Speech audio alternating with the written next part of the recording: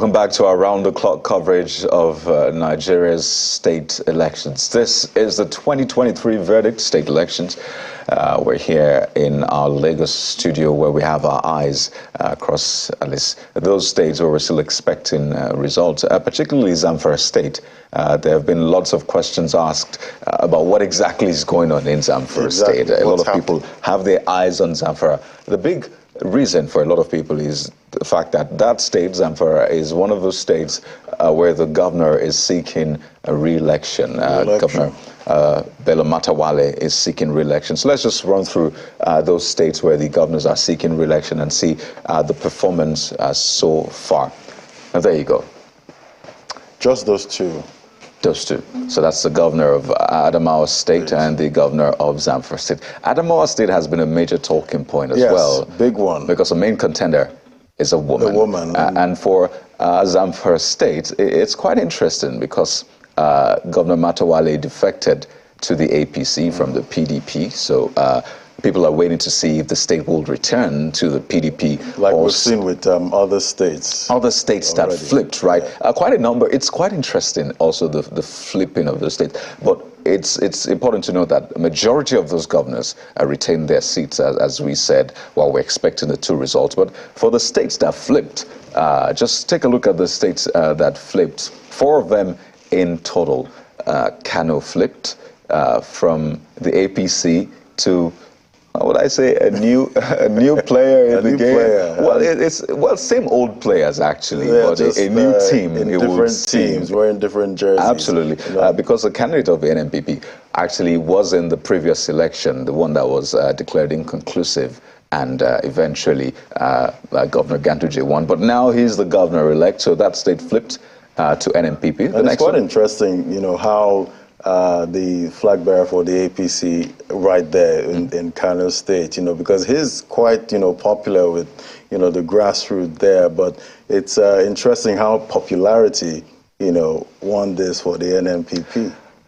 You know how it works with the NNPP, especially in Kano, the cult following and all that. So that's how it played out in Kano State. Some will again tell you that it's still the same old faces. I mean, even the current governor was in the PDP at some point. He was in the PDP, and it's just interesting the way politics actually plays out. Sokoto State is similar, went the way of APC this time around. So while APC lost Kano, it gained Sokoto State. Yes, it's funny how, some of these parties, you lose something here, you gain something. You win some and so you lose some and win some. That's life. Here, then you get it back. Indeed. Somehow. And again, it's sort of still the same faces. Right. Former deputy governor to the current governor, outgoing governor. He moved to the PDP. That Governor Matawalle moved to the PDP. Well, he stayed in the APC, resigned as deputy governor in 2018, and now he's gotten that mandate, it would seem. So that's +1 for APC. And for Benue, the food basket. Take a look at what happened. This is the second state that the APC got in the bag, that it flipped. Quite interesting because Governor of Benue State, the G5 governor, he didn't get, he wasn't successful with his senatorial bid. So I imagine that, all the stakes were in this one to actually retain this. But don't also forget that he was in the APC. So you can almost close your eyes and tell the story of politics in Nigeria and almost predict. It's like a big flip at the end of the day. Literally the same thing we have seen across the board. And the APC again, leading with the flips. Indeed, and quite interesting, the Reverend Father who actually got elected as governor. For a lot of people, that's one of the bright spots. And so I wonder what happens to talk about the political class now that we have a Reverend Father, as a governor-elect. And of course, Plateau State, there you see the PDP getting that one. So that's PDP 1, APC 2, and NPP 1. That's not the usual scoreline you would see, but that's what we have with Nigeria's elections. Changing colors. Yeah, so let's expand the conversation for you this morning. Lots of talking points. And we have joining us a lady and a gentleman from our Abuja studio. Cynthia Mbamalu is the program's director, Yaga Africa. She's also an ERAD analyst, as well as God Bless Otubere, who is the founder of Ready to Lead Africa. They both join us from our Abuja studio. Lady and gentlemen, thank you for joining us on our election coverage. Thank you. Good morning. And thank you for having me as well, Kayode. Great to have you. You know, Cynthia, I'll begin with you, because I know you walked us through the map of Nigeria yesterday.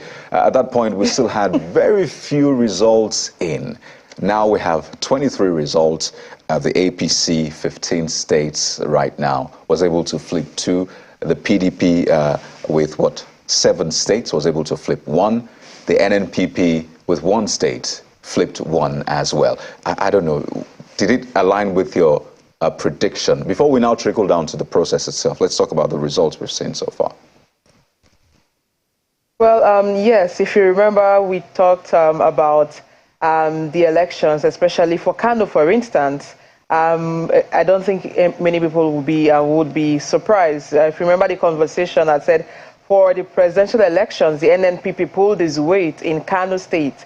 The House of Rev seats, they won a majority for federal constituency. The Senate, 2 of the 3 senators are from the NNPP. And if you want to just give a bit of context, if you talked about the 2019 election, that was one contested and contentious elections, which ended, they had to go back to supplementary elections.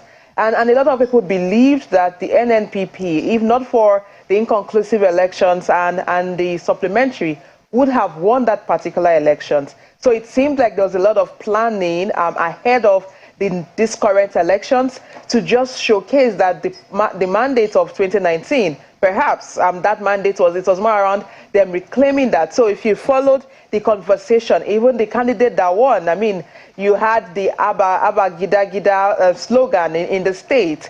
And if you could see the celebration post the announcement of the result, and there were expectations for Kano and for the other states. Like we discussed, we talked about how colorful the map was for the presidential election, and I did mention that for governorship elections it may not be as colorful because local context in respective states influence how voters would vote for the governorship elections. And perhaps it's also telling us a bit about the voting pattern and culture in respective states, that when it comes to presidential, there are different issues driving that. So the different levels of identity we think that drive politics have very leveled. So for the presidential, the identities that you'd be thinking around may most likely be different from what you'd be thinking about for the governorship elections. And so when you look at the way the results have come in, if you think about a state like Benue State, we talked about Otom was one of the G5 governors, but also lost his bid at the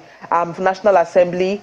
However, the APC candidate, the Reverend Father, who we can say this is a state that wouldn't have a first lady, on a lighter note, he's been pulling his weight, and I think he was one of those voices within during the period of the header farmers conflict in the state. And so the Catholic Church did play an important role in Benue State during that, during the crisis, providing shelter. Some priests were killed also just because in the course of defending the people. And so when the candidates of the APC emerged as the candidate for the party, he was quite popular, and there was an expectation that with this popularity, it could lead to a win for the APC in Benue State.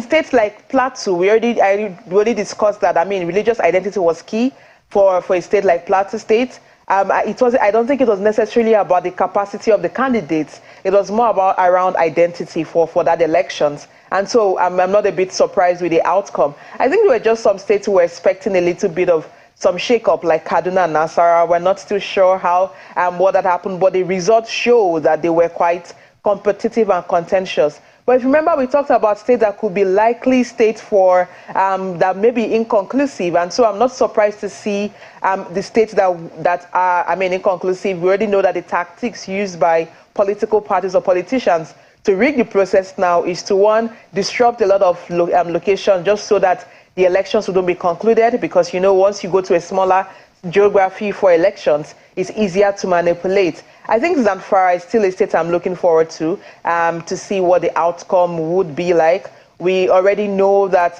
the governor had won under the platform of the PDP in 2019 before the court, the court order, APC had won, and then the court order brought in the PDP, and then there was a decamping to the APC, and now is a tough battle between the APC and the PDP. The PDP believes they do have a chance to reclaim the state.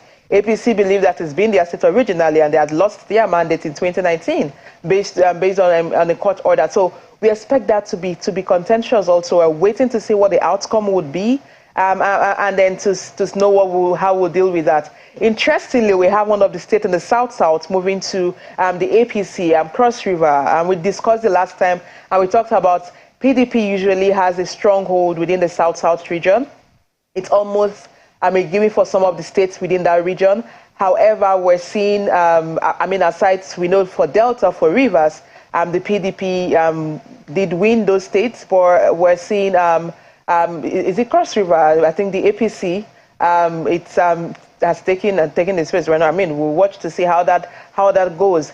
For most of the other states we're looking out for, we would keep hoping that, one, that the collation process is peaceful, and that the returning officers stick to the rules, and there's uniformity of practice in applying the rules and deciding the winners for those states. I do think that this election has shown what informs or influences voting in the country. While we still have low voter turnout reasonably, but one of the things we're learning from the elections is that voters are a bit more sophisticated. The fact that they could vote for a different party for the national elections and then vote for a different party for the state level elections. We also expect that the state assemblies for some of those states may be a bit more interesting. And I wanted to mention, Kayode, we're celebrating some of the young people who have so far won their state assembly elections. Still really low number, but we're hoping to see more results for the state assembly elections. For me, when it comes to these elections, it's also about how the winning parties manage their victory. I know I was listening to the governor-elect in Bauchi, the PDP still retained the state, talking around what he would be doing post the elections to unify the state, because of the level of divisive politics that had played out in the campaign period. I really do hope that the governors-elect would be a bit more deliberate in building bridges across the different parties and focusing on the issue of governance. Because like I always say, it doesn't end at the polling unit. Elections is one part. The main conversation is post the elections. The conversation continues, and for voters, it's beyond the ballots, it's beyond the polling units. Once we move post these elections, the next line is engaging governors based on the rules, based on their manifesto, the agenda for the state, and demanding accountability for what we expect in the state. But it's been interesting watching so far. A bit more worrisome for the way, the conduct, the process itself. I know we'll go into the process subsequently, but to just see how the parties are performing across the states. I know APC is taking more states than the PDP so far, but I do think that Kano still remains an interesting state, because the NNPP did pull his weight, and if you followed the coalition, there was the conversation around if it would be inconclusive, but the NNPP had pulled 1 million+ votes, and there was nothing pushing it to inconclusive. I think it was about the resilience of the people. If you followed the process, voters were marching to coalition centers to guard and protect their mandate, because to them there was this sense of 2019 we were robbed, and this time we don't want to be robbed. And I think the critical lesson from this election is that citizens' resilience can play an important role in, one, safeguarding the process, and two, ensuring that the votes of the people do count. But we want to see a lot more resilience amongst the people across the respective states, but also across how we engage the government post these elections. That, for me, would be when Nigerians begin to win, when we remain resilient in holding our leaders to account. But it's been interesting so far. We keep waiting to see what the results would be like. And for the states that are inconclusive, now I know Adamawa just became one of the states that is one of the states that the elections is inconclusive. We're hoping that the supplementary elections would be peaceful and that the will of the people would prevail, because one of the things we've learned is that supplementary elections are usually more violent, less transparent, and most times the will of the people do not prevail when it comes to the supplementary election. So fingers crossed to see what next to be looking out for. I mean, what date INEC will fix for those supplementary elections. But let's get a feel of the political map right now, Cynthia, because you walked us again through all of that. So let's see what it looks like, and then I'll bring God bless in. So I'm just going to head over to the ERAD right now. I mean, this is what the ERAD helps us to do, to have a feel of just how the map is changing, what party has what. You can see the NNPP you talked about. NNPP, by the way, had more votes in the governorship election than it had for the presidential election. But, you know, God bless. Young people, I mean, had a major role to play in this election. And it's interesting that this panel is actually filled with young people, and I imagine majority of us voted. So it is expected that, at least from the results we have seen, the young people had a say in electing the leaders. As we've said, most of the governors who are seeking re-election, they're getting a second term, except two, which we're expecting the results. And it looks like the states really remain the same in terms of color, except for a few states that were switched. But at the end of the day, it's like you lose some, you gain some still. We didn't see for example, the Labour Party sweep that we saw the last time. You see all of this yellow. We didn't see it for the governorship election this time around. So would you say that the young people spoke as well or as loud in this election as they perhaps did during the presidential election? I mean, clearly no. The answer is no, because a lot of the young people that came out during the presidential elections felt really bad because of how the process went. And of course, when you look at the fact that the presidential election is still being contested in court, a lot of young people felt disillusioned, which is actually why a lot of us are coming back to say, look, democracy is not a dash. It's not a 100-meter dash. Neither is it a marathon, but it's a way of life. And sometimes it moves in the way we want. Sometimes we find challenges along the way. But the idea is that young people must realize that if we don't get it right at first, or maybe the second time or the third time, doesn't mean that we won't get it right at some point. So with what you've seen with the map, a lot of young people clearly sat this one out. That's the truth. For our observers who were deployed on the field, and I'm sure Cynthia can also, speak to that effect. A lot of young people did not participate the way they did on the 25th of February. And it is simply because elections are also a cause and effect phenomenon. So if people came out and then their vote counted, and then the process was deemed to be fair and transparent, and trust was built, what it will do is to galvanize more people to come out. That is how elections work. But when people feel like their votes will not count, it just sort of pushed them away. I think it takes me back to Bayelsa. I don't know which of the media houses ran that interview with some of the women, and they said, look, we came out to vote, and I think they were sort of young women. They said, we came out to vote on the 25th, our votes did not count, then we are not going to vote anymore because we don't believe it will count. Because we were having a conversation in the Situation Room and talking about why do a certain part of the country don't sort of, participate during the political process? And is it because of the fact that they have alternatives to livelihoods and what have you? And then somebody came, stepped up and said, look, we think that when people's votes don't count, it affects turnout in the next election. So, Kayode, what you're seeing with the fact that the map has remained consistent at the governorship level is simply because young people felt like their votes will not count, and that is why they did not come out. Also, if you look at what has also been said, is the fact that beyond the national election, local elections have other variables that the voters take into consideration when they go to the polls. So you find the APC now has 15 states.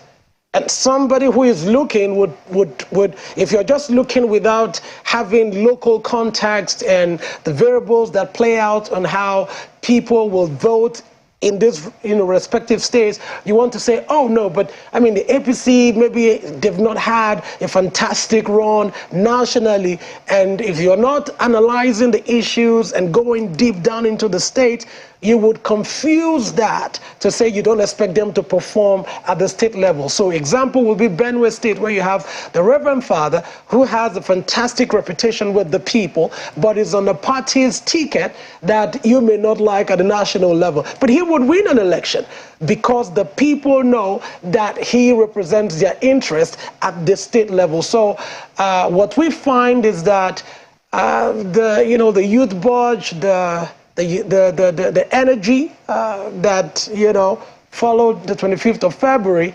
clearly has not left, has just been dampened a bit, but maybe moving forward we may see that come back. But on the 18th of March, trust me, the young people didn't come out the way they did on the 25th of February. Well, God bless. I find that very interesting, or rather ironic, because if you look at the results we had during the presidential election, take Lagos, for example. Lagos, you had the APC candidate with 500,000 votes. This time around, the APC candidate for Lagos State had over 700,000 votes. The Labour Party candidate had over 300,000 votes. So, I mean, looking at the numbers again, you say they're almost the same in terms of the votes that were recorded. I mean, the reports we had of, voter suppression and, violence across board also need to be factored in. But looking at the figures, at least, in terms of the votes, it would look like the numbers are the same. Or take NNPP, for example, in Kano State. The NNPP for the presidential election had below 1 million. But for the governorship election, the NNPP had more than 1 million votes. So again, I don't know, do you think, looking at those figures, it's still fair to say young people didn't come out, bearing in mind that all of these parties would boast of having young people as their supporters, as their voter base? So the thing is this, when you look at, so let's start with Lagos. When you look at what has happened in Lagos is that the dynamics again changed dramatically. So you have a lot of variables that have led to the Labour Party candidate scoring 300 and something thousand, and then you have the APC candidate scoring, the current governor who's just been declared re-elected, scoring 700 and something thousand. Now, when you look at what has happened, we've all had our fair share of analyzing what happened and what went wrong in Lagos, or what we saw. The blatant disenfranchisement of voters in specific areas of Lagos cannot be ignored. So when you look at the fact that people were openly contravening the Electoral Act and nothing was done, clearly would affect the outcome of the elections. Again, who is on the ballot? The person on the ballot on the 25th of February was Tinubu, who by all analysis, post-NSAS and what have you, didn't have it good with young people. So if young people felt like, okay, look, we're just going to go out there and make our voices heard, that you can tick. They also didn't have it I mean, the relationship with young people with Sanwo-Olu, you cannot say it's also the most amazing, but the context and then who on the ballot also changes how people view the process. Then come back to how the campaign went just after the presidential election. The fact that it became a war of tribes, a war of, I don't know, of hate. The hate was too much. The fact that the propaganda was so heavy that even those who were from Lagos were labeled as not from Lagos. So all of these realities, these variables played into what happened, that you now found out that even those who had voted for Labour during the presidential election ended up voting for APC during the governorship election. So they may have even maybe come out, but clearly not in the numbers that we saw during the presidential election. So what has happened is that the variables have changed, the realities have changed, and now young people clearly didn't come out the way they should, but in the distribution of the votes, the realities that have affected those decisions on election day changed from what it was 25th of February and what it is now, 18th of March, moving on to, today. So that is what I think has happened. And when you look at Kano, look, let's be honest. The voters who, and I think the exit poll, or maybe when INEC gives us, the data, we would be able to say, okay, this is it or not.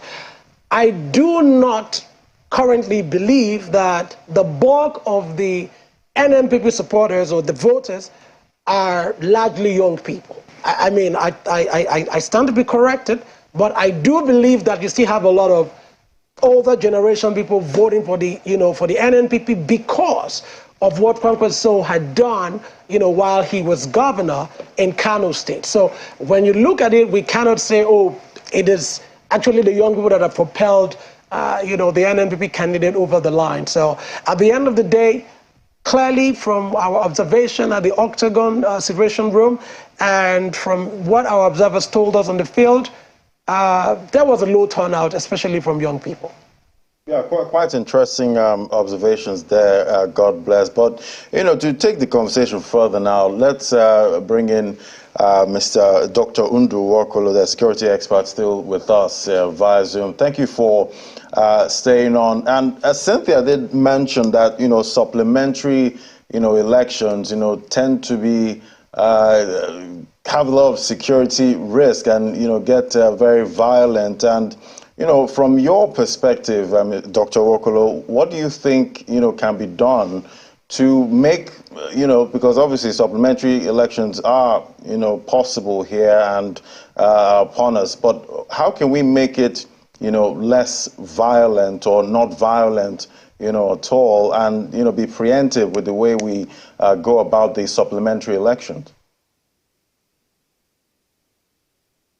Take a look at what happened during the other supplementary elections, because I think most times when we get things wrong is where we don't want to deal with lessons learned on the previous ones.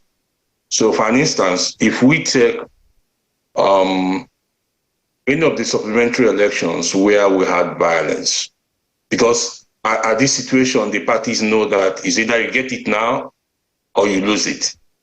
So they have to deploy every arsenal, everything in their arsenal to make sure that they get it right or they cross over the line and then win the election.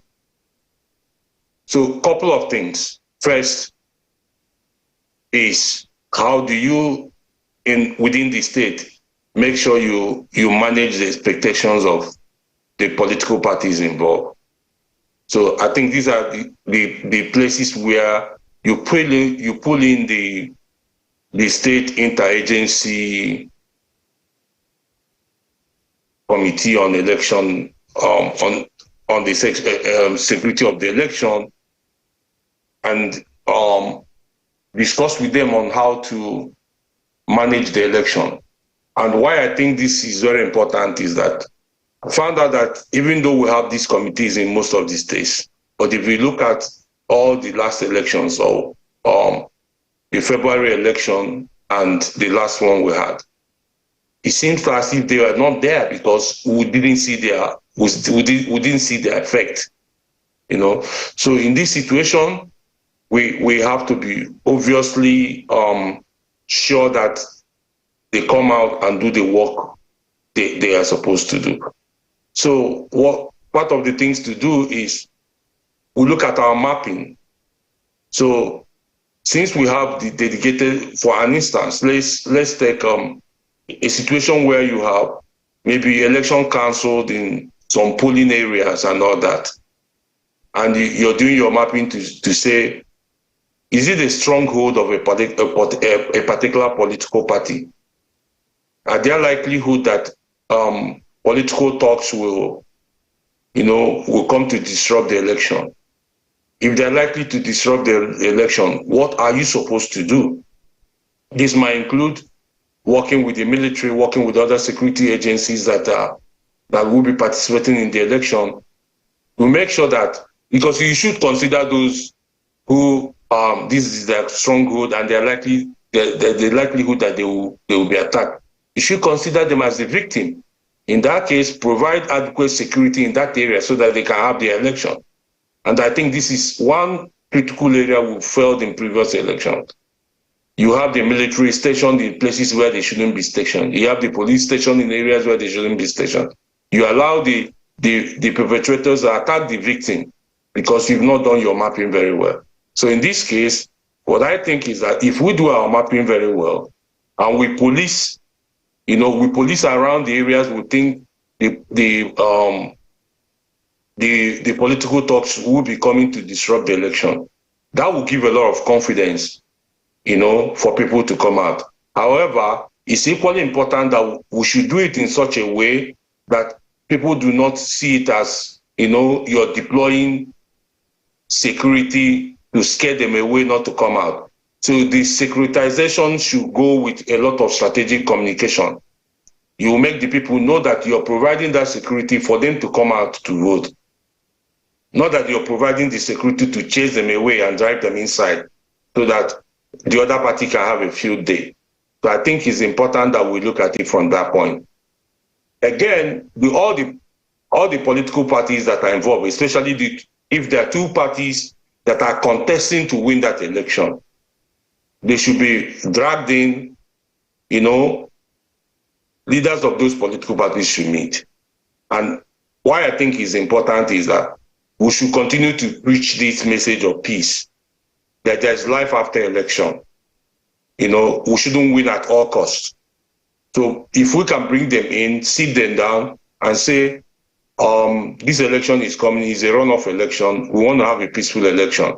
And situation where we know that the political talks are coming from you will allow the law to take its course. And for me, one thing I keep thinking is that probably we've not been warning the politicians enough. Probably that's why they have been taking Nigerians for a ride. For an instance, what happened in 25th of February probably was a dry run for us to do a lot. And when we felt not to do anything, or when we saw it as one of those things, the election was peaceful. Only two people or three people died. And then they felt, okay, we've been able to, since they didn't do anything, then we'll repeat it by 18th of March. So this time around, I think the political leaders, the political party members should be pulled in.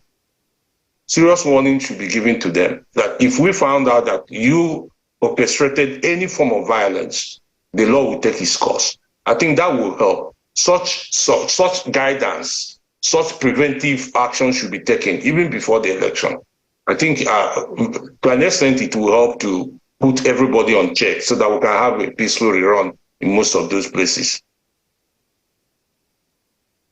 The situation, from the presidential elections and now to the governorship elections, I don't know, your opinion there. Did you see any improvement? And Is it safe to expect, that we can have, improvement for, supplementary elections, talking about security? From 25th of May to 18th of March, to that of 18th of March, I think we didn't have any improvement, even when, worse than what we had during the presidential election. But I think it has not become very obvious that we need to do something. So what I'm thinking, my thinking is that a lot of people will sit up. Now, some of us who read the press release by the European Union and most other international agencies, and some of the coverage is from international news, like the CNN and most of these guys, as well as some of the reports from channel TVs and has shown us that as a people, we really did not do enough after the 25th of February. So probably putting all these things into consideration, I think everybody will sit up, because it's almost as if we failed in doing the right things. So I don't know, somehow I have a very strong belief that what happened last Saturday will not repeat itself during this runoff. It will not, because the depression that a lot of Nigerians has gotten because of the way we conducted the election, I'm sure everybody's worried. We are worried that we may not have a country. And since we are all worried now, I think the state institutions will sit up. Everybody will sit up. Even INEC itself will sit up. And that's why someone like me is asking, do we move election security strictly to INEC? During election, INEC will come out to say, we need this number of security agents. Can they be moved to us for us to control and manage, as is done in some countries, than allowing them in the hands of state institutions like the police if they are not able to do anything? Because from all instances, I could say they failed, and INEC will tell you, we are not in charge of the security.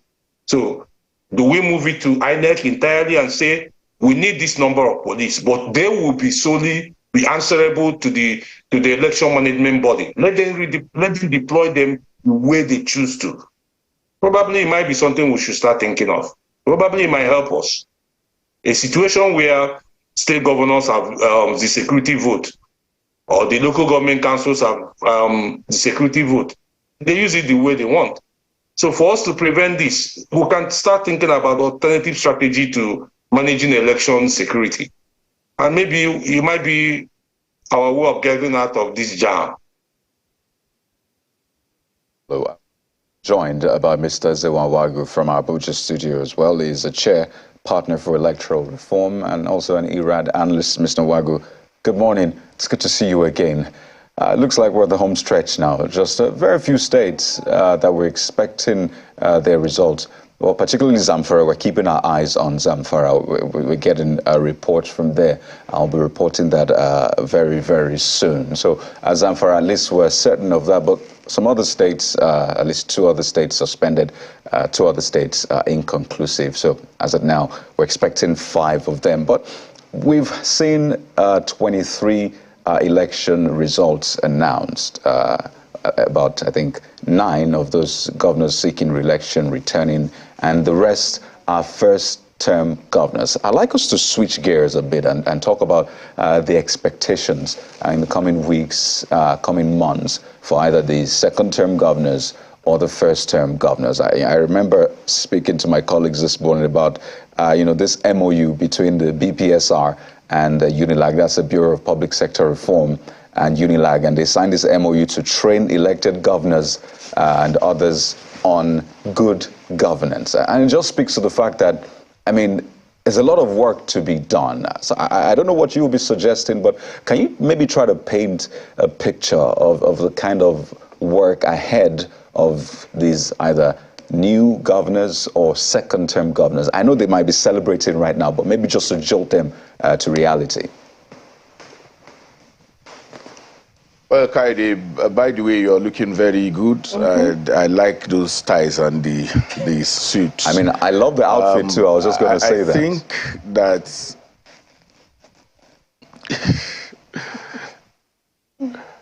I think that first, one of the things that we see in the country is that people prepare for elections and then they are given the opportunity to govern. They then come back to people and say they didn't know how deep the rot was. And you also have a situation in which people in government are still telling you that government did not. So sometimes you are even shocked who they are referring to. Somebody who has been a governor will still be telling you government did not. So it's about preparation. It's about what clearly did you think you were going to be doing when you get into government, especially the newly elected ones. I'm not talking about the incumbents. The incumbents can be held on probably what they did or what they didn't do, or the promise of what they could do better. But the argument for me has always been that when we were in the national conference in 2014, the people who were coming to make argument for state creation and the preparations and the documents that they presented was that, look, we can survive. We have what it takes to survive as a state. We have the minerals, we have the human resource, we have the capacity to attract, even FDIs, foreign direct investments. All of these are some of the things that come into those documents, meaning that if you go back to those documents, there are resources within those states that if they are harnessed, the states can be self-sustaining. The Arabian gum, for instance, that you find in Zamfara, and through the Zamfara-Sokoto belt, the huge deposit of phosphates that you have all running through that axis has been untapped. And you have, even the Nigerian Society of Chemical Engineers bringing position papers, putting all of those out and say, look, this resource is available, you can harness them, but our attitude to coming to the Abuja, like I keep saying, every month the Accountant General from the state, the Commissioner for Justice, and the Governor are in Abuja getting allocation, getting ecological fund, getting all kinds of freebies that come from, the federal. So that has created indolence in the ability of those who go for power to say, look, what is available? How can we generate, resources for our own people? If you go to Benue, for instance, that you are talking about, I am often shocked that as we speak today, there is no fruit processing, huge food processing industry in Benue. And the whole Benue from Lafia, Nasarawa down to Makurdi and down to Kansila and the rest of them is all about fruits, and these fruits waste away every year. There are young graduates who you could bond into groups and use their certificates as collateral, give them resources and say, look, set up cottage things. We will not be importing apples from Israel and all the other places that we do. So for me, is that, and if you come to the Southwest, from Fiditi and the rest of them, you also see wasted fruits. There are nobody harnesses all of those things, because we have said also that government has no business in business, and so government has decided to outsource to a so-called private sector, and that private sector is also a private sector that is created in the image of the public sector.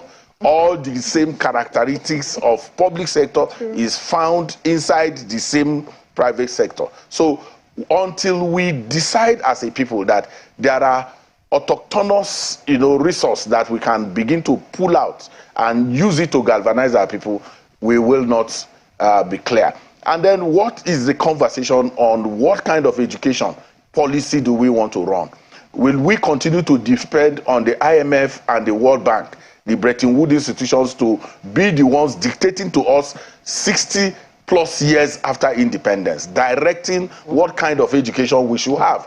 Do we have education that is, and they glamorize entrepreneurship and say, oh, you know, you have to produce, you have to do this, you have to do that. And in their own countries, they are not glamorizing entrepreneurship. People are going to this space. People are working in artificial intelligence and the rest of them. You are telling us to continue to produce, you know, shoemakers, seamstresses, and all that. As important as those things are, but what is the import? What are we doing with our universities? What kind of universities are we running? What kind of secondary school are we running? What is the capacity to absorb your teeming population into a situation in which you can have a bulge of very critical-minded people who have been produced through, you know, rigorous training in this institution. So the challenge is huge. Health, like I keep saying, you have outsourced completely the issue of public provisioning for health.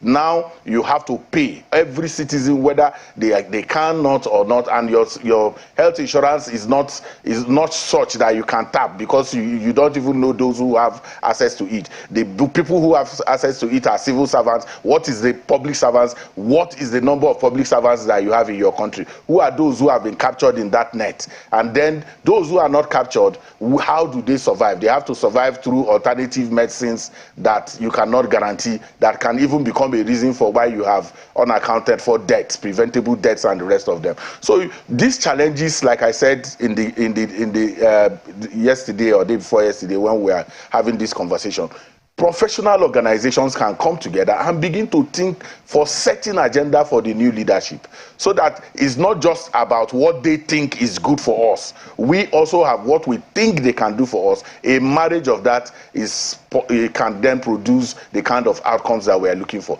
We are beginning to think there are messiahs that when people are elected, they have, and they also convince themselves that they know everything, and that many times they are not. Look at the state houses of assembly. Look at your national assembly. What you call public hearing is not public hearing.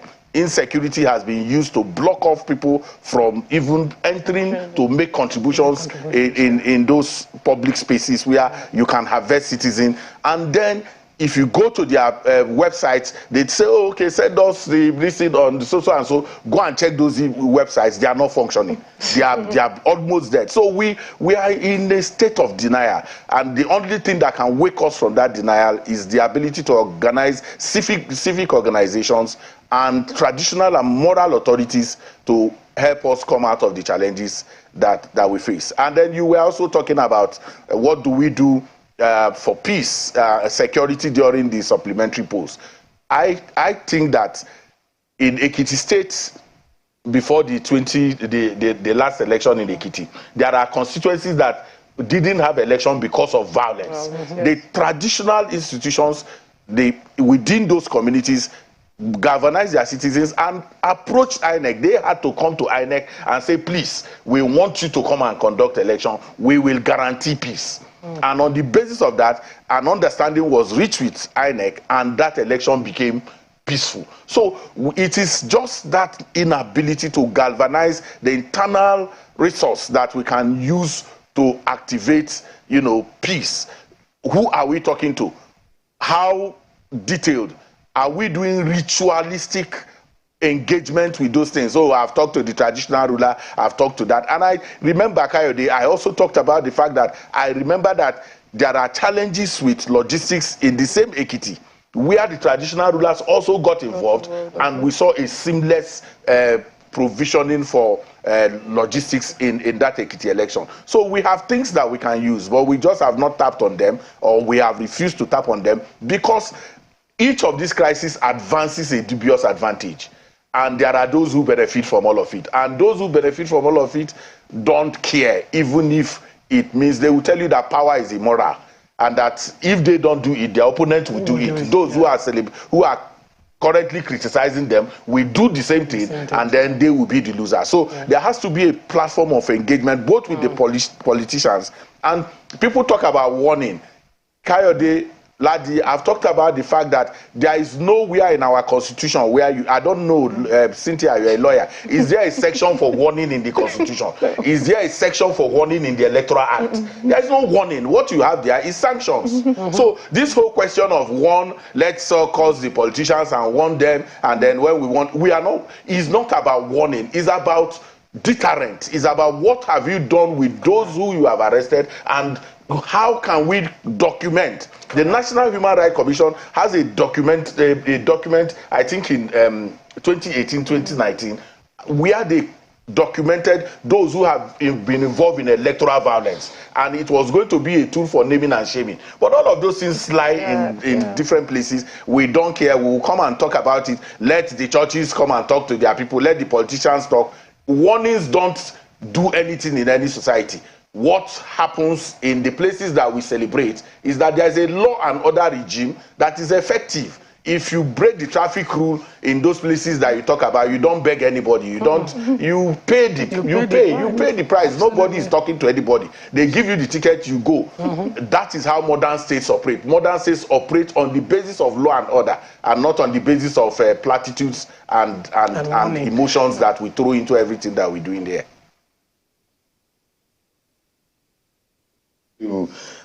Cynthia, now, with the results we've seen, some governors got re-elected, and in some states we have, new governors. And, looking at the states where, governors got re-elected, does that automatically mean that development continues in those states? That's if there was, development in those states. And, for states with new governors, what's the risk to, whatever development was already going on in those states before we had, a new governor?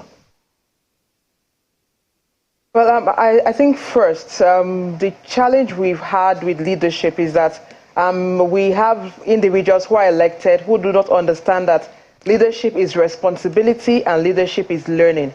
In the sense that people come in and they believe that they are the answers to everyone's question, that they have all the answers. And I think Ezenwa made a very important point around individuals getting into government and not realizing that they need people with capacity to work with them. That someone is a governor does not mean that you have the most important information around everything in the state, or you're the most brilliant and intelligent person in the state. And I think one of the worries we've always had is that, one, there are two ways to look at it. For those who have won their re-elections, and one of the things we've seen as a trend is that most times the next term is usually the term where the least work is done. And sadly, it shouldn't be so, because the next term should be one of legacy.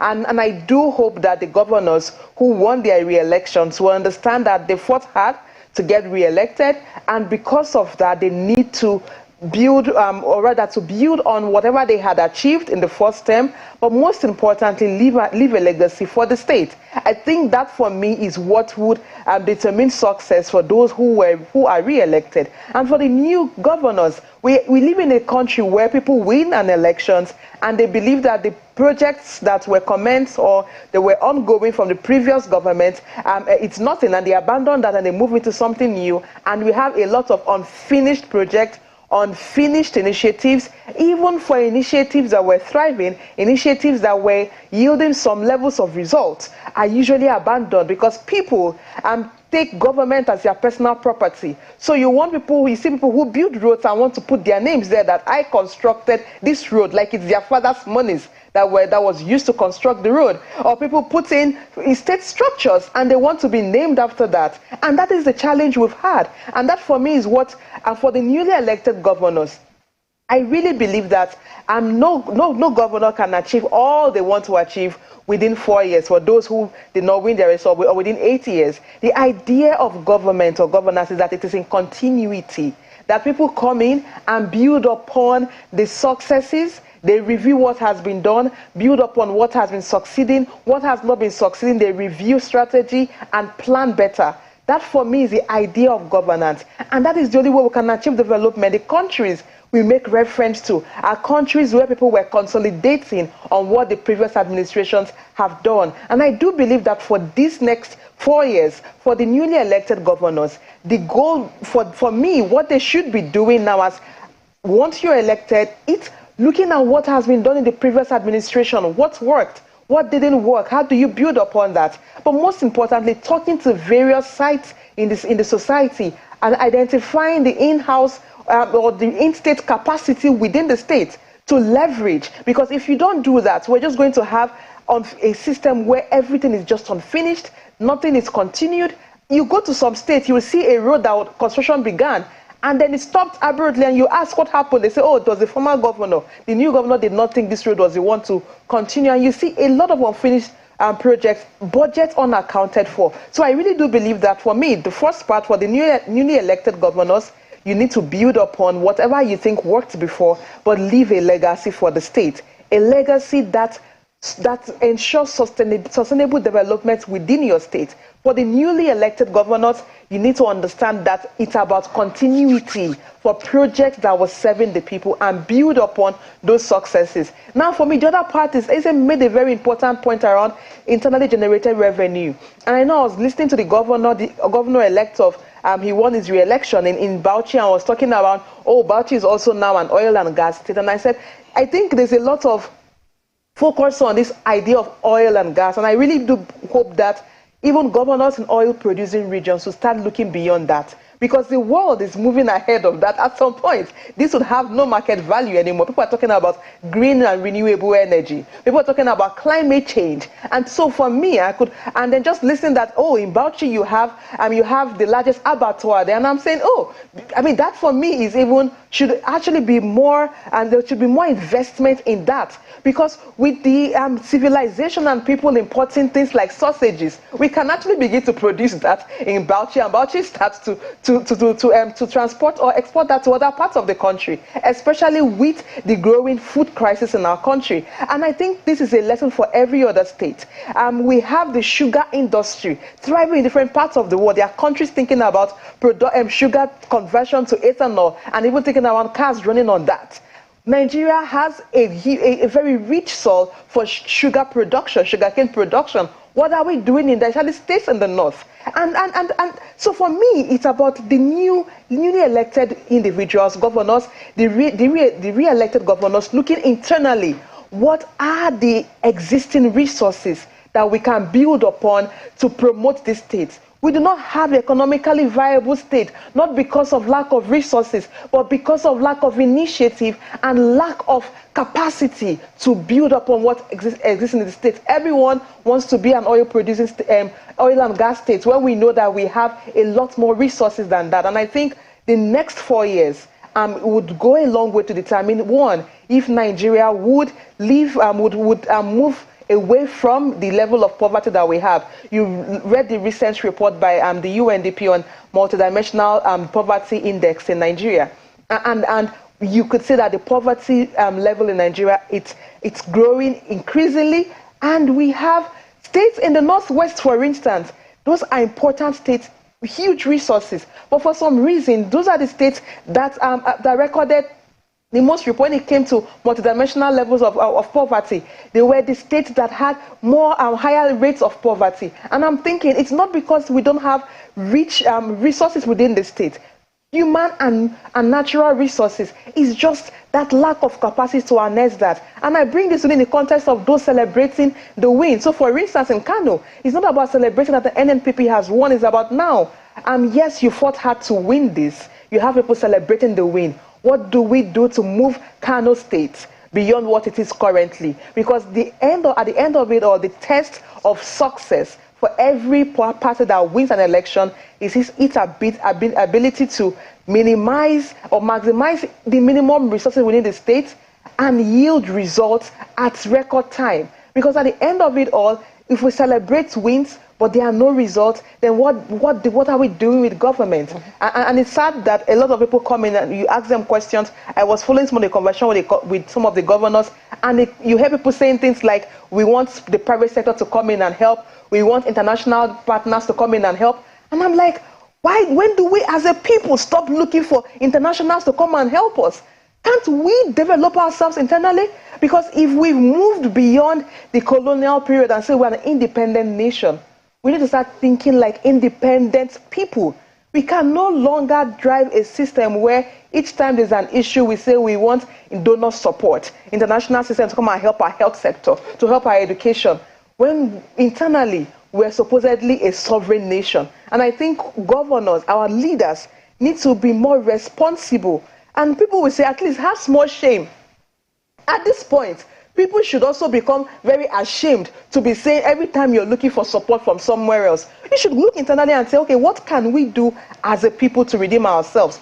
That is also what gives us leverage to negotiate at the global space. Because there's a reason why even when we go to negotiate in the global space, our negotiating power is not as strong as it ought to be. And people will say, oh, people look down on Africa, look down on Nigeria. It's because our leaders have failed to understand that people take you seriously when you as a person, as a leader, also project your people as a people of power and an independent people. And it begins with what each state would do. Because at the end, it's not about the president. If we start having economically viable states, imagine 36 states that are not dependent on the federal capital. Imagine 36 states that can say, we are running without allocation for the federal capital and we'll be fine. Now, that is how you propel development, because development ought to be from bottom to top. We can't keep running a federal system where it's almost unitary in a sense, because it's a federal system, but you have state governors who keep saying states did not give, federal government has not given us allocation.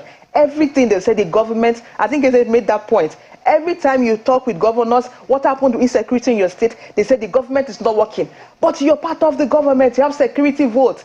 Every budgetary allocation season, you have all of these budgets, yet you're looking for the federal government to come and rescue you. And so for me, it's beyond just who has won elections. It's about results. It's about economically viable state. It's about getting Nigeria away from this poverty line and telling a different story for our country, because Nigeria has the potential to be a leading force in the global space. States definitely have to look inward at this time. You did mention, moving away from oil, the global markets now moving away from dependence on, dirty alternatives, trying to get, all of those electric vehicles. And in states here, we have lithium. Some of them can actually, explore lithium and, export that for electric vehicle batteries. But a lot to be done for returning governors and new governors, coming into these states. Well, thanks for that, Cynthia. We still have Cynthia Bamalu, we have God Bless Utubere, and we have Dr. Undu Wakolo. We'll take a quick break now. When we come back, don't forget Mr. Wagu as well. Yes, and Mr. Wagu. I definitely don't forget you there. So we'll be back in a few minutes. The 2023 verdict continues in a moment. Do stay with us. Welcome back. So watching the 2023 verdict right here on Channels Television. Yeah, bloody. I mean, all our eyes are still on Zamfara State. One. Exactly. Yeah. The collation center is still alive, so to speak, because we still have the party agents, journalists there expecting the results. 2 local governments are outstanding.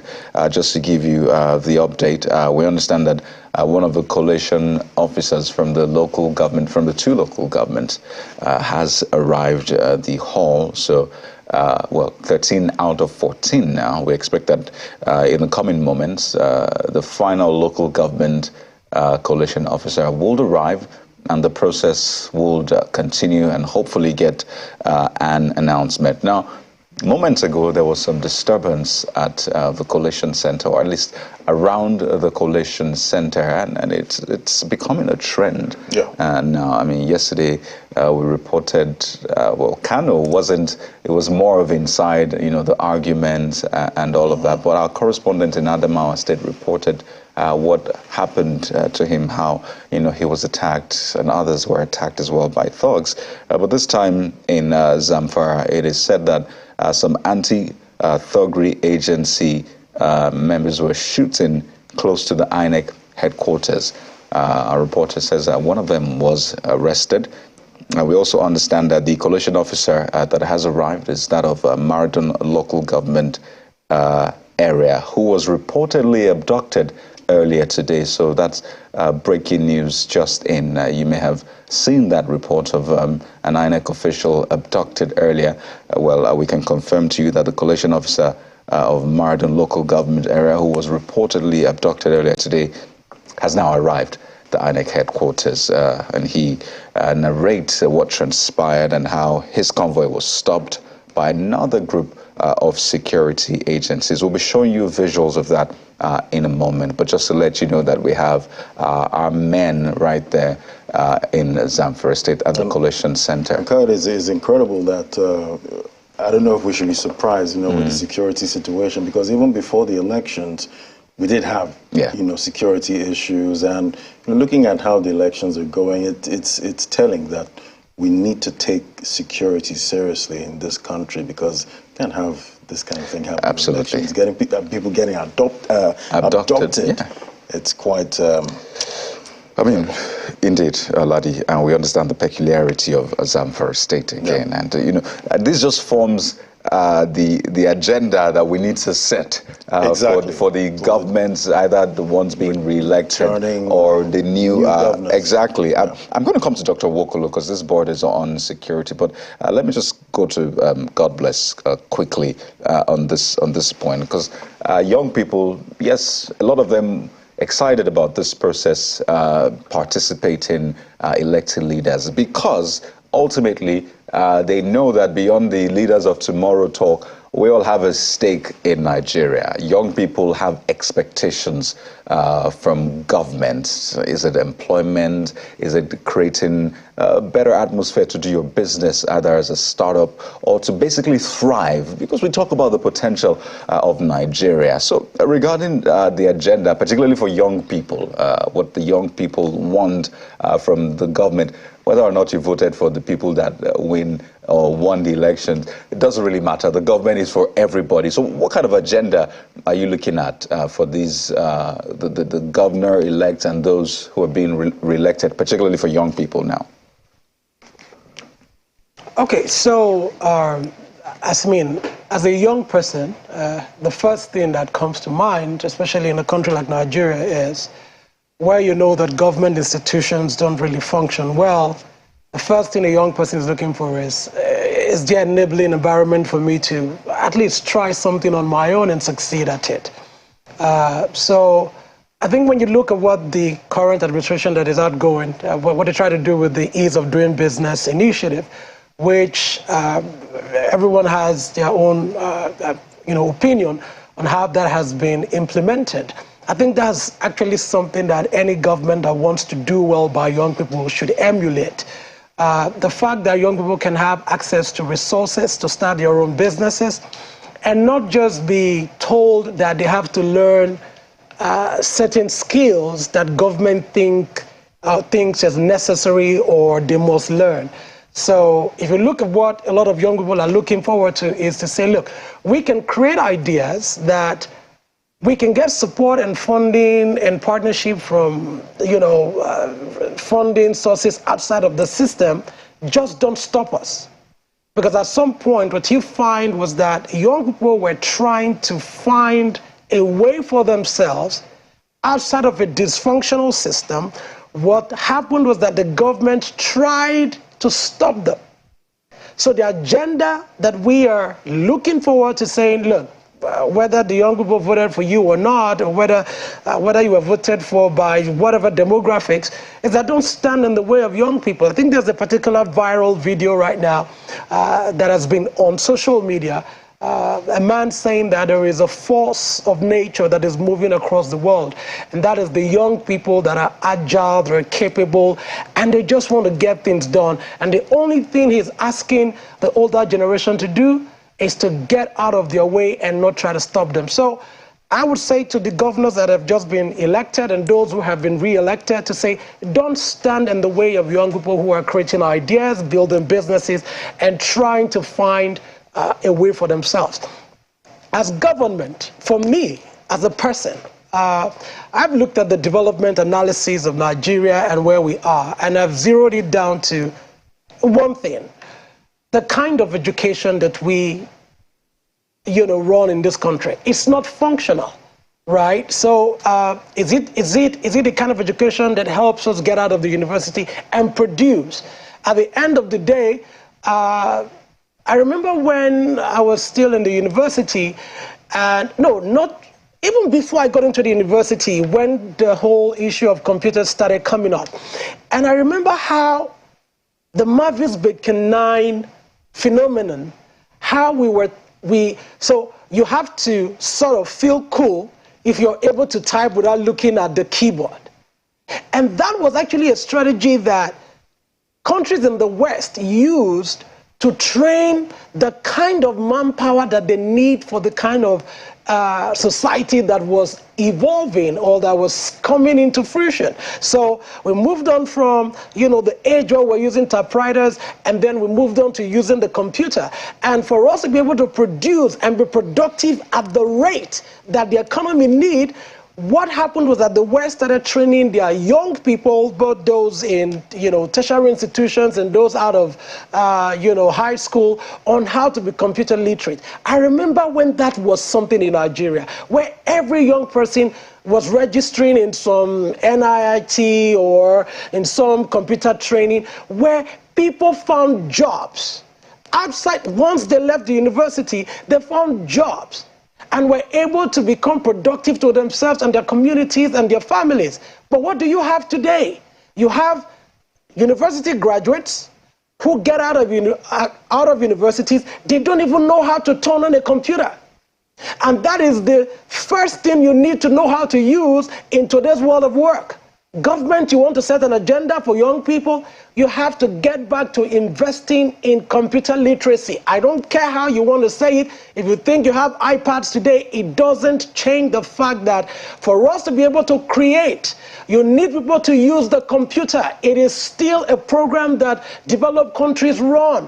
You have to be able to know how to use Microsoft Word, Excel, PowerPoint. These are the tools of engagement. So I'm telling every governor-elect, everybody who has been re-elected, if you've not been running such programs, you need a massive investment in this direction. That way, you have a generation who will grow up, take over the civil service tomorrow, and they are computer literate, and then you have a government that is, responsive to the needs of the 21st century and beyond.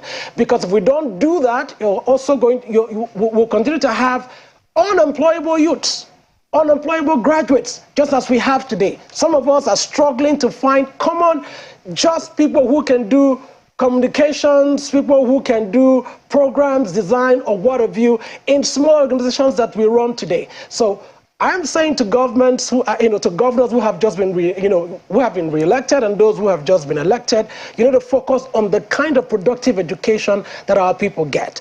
For young people, again, we're saying to the government, the security of young people is paramount. I think somebody was saying something, I think a session earlier, that what is the value of the human life in Nigeria? I remember during this election, we went out to observe at some of the polling units. And I was there, I went in trying to, I've been accredited, I have my tags and everything. And I was trying to do just what an observer has been permitted to do according to the Electoral Act. I was denied. They didn't allow me to do it. But when a foreigner came, they opened the door and almost put a red carpet for the person to go through. It is first the idea that we don't matter in our own country. So I'm saying to the governors that have been elected, the new governors, and I'm saying to those that have been re-elected, the value for the Nigerian life and how that is translated into what we do has to change. That is what young people are looking for. If you can guarantee that the police will not harass us because of the fact that we keep our hair in a certain way and the fact that we are tech savvy and we have our laptops with us, then trust me, we would give our support and give all our commitment to that kind of government. So the governors, if they're listening, this is what young people are looking for. For those who may not be so fortunate to be able to have, these laptops and all of that, for those who are maybe the low-risk youth and the vulnerable youth, these are the ones that we need to invest in and get them, upskill them It is possible. We've seen young people who knew nothing. Just yesterday, I saw a group of young people who were just hanging around my office vicinity. Now they are in a data science class, learning how to code and learning how to become graphic designers, learning how to be animators. That is how you move people from where they are, you upskill them to becoming productive members of society. We have seen it work before, it can still work. Right? So at the end of the day, as you assume office, you must focus on what kind of education are you giving to these young people? What kind of support are you giving to them in terms of the enabling environment for them to create businesses? And when they attract support from outside, don't stand in their way. Then the third thing, like I said, upskill those who should be upskilled, because we did it in Lagos.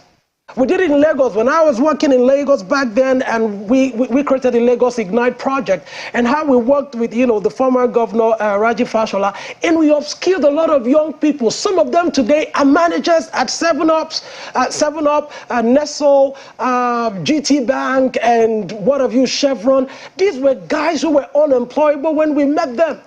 But we upskill them, give them the necessary skills they need, train them on the world of work, empower them on the right tech skills that they need, the IT skills they need first. Just empower them on how to use Word, Excel, PowerPoint. That is the first tool of engagement when you get into the world of work. Empower them to understand that there is something called presentation skills, that they're able to present themselves and make a good account of what they want to do and become in the future. When you have governments who do this, trust me, young people will give them in return commitment and a passion to be a part of what is going on. And every year end, guess what we did? We brought these guys back, held a meeting with the governor and his team, and we could see the progress. The level of youth receptiveness in Lagos went down drastically. The number of businesses that were produced, rather that were created, increased exponentially, and the number of young people that started working also increased, because what we did was that we established relationship with these off-takers who were taking the guys who were training on employability skills, and the guys who were training on entrepreneurship went on to create businesses. Right. Some of them, the actor today who is making waves in Nollywood, was one of our products. So we've done this thing before, and I know as I'm speaking to governors that have been either elected or those who have been re-elected, don't stand in the way of young people. Right. Invest in functional education that helps us produce. Well, God bless. I can actually outside, literally touch your passion now for young people. Okay, great. It's very interesting seeing your passion, and it's great to see that. I mean, young people are clear on what they want from government, so it's not as though government is trying to give them handouts. I mean, these are the demands. These are the things we know will work for us, and let's engage on that basis. All the leader of tomorrow talk, I know it has its place, but hey, they're leaders of today. And this ties into my next question for Dr. Nwokolo. By the way, God bless, I think some of those points you've raised need to be documented and maybe presented to the governors-elect. But Dr. Nwokolo, I know that well, we've talked about insecurity a lot being a result of maybe young people not having proper employment, access to the kind of education they want, and then they take up these vices. In fact, let's go to Zamfara State now and just give you this update. It again ties into the question of security. Then I'll get you to respond because that coalition officer, which we talked about earlier on, who was reportedly kidnapped, actually arrived at the coalition center. His name, Dr. Ahmed Kainowa, the coalition officer of Marathon local government area. And I'd like us to listen to his narration. It's actually breaking news. This is happening as we speak. So let's take a listen, and then we'll come back to this conversation around security and all. Starting from the very time I started collecting until the time we decided to move from Marathon to South as a result of insecurity and allegations presented by APC agents.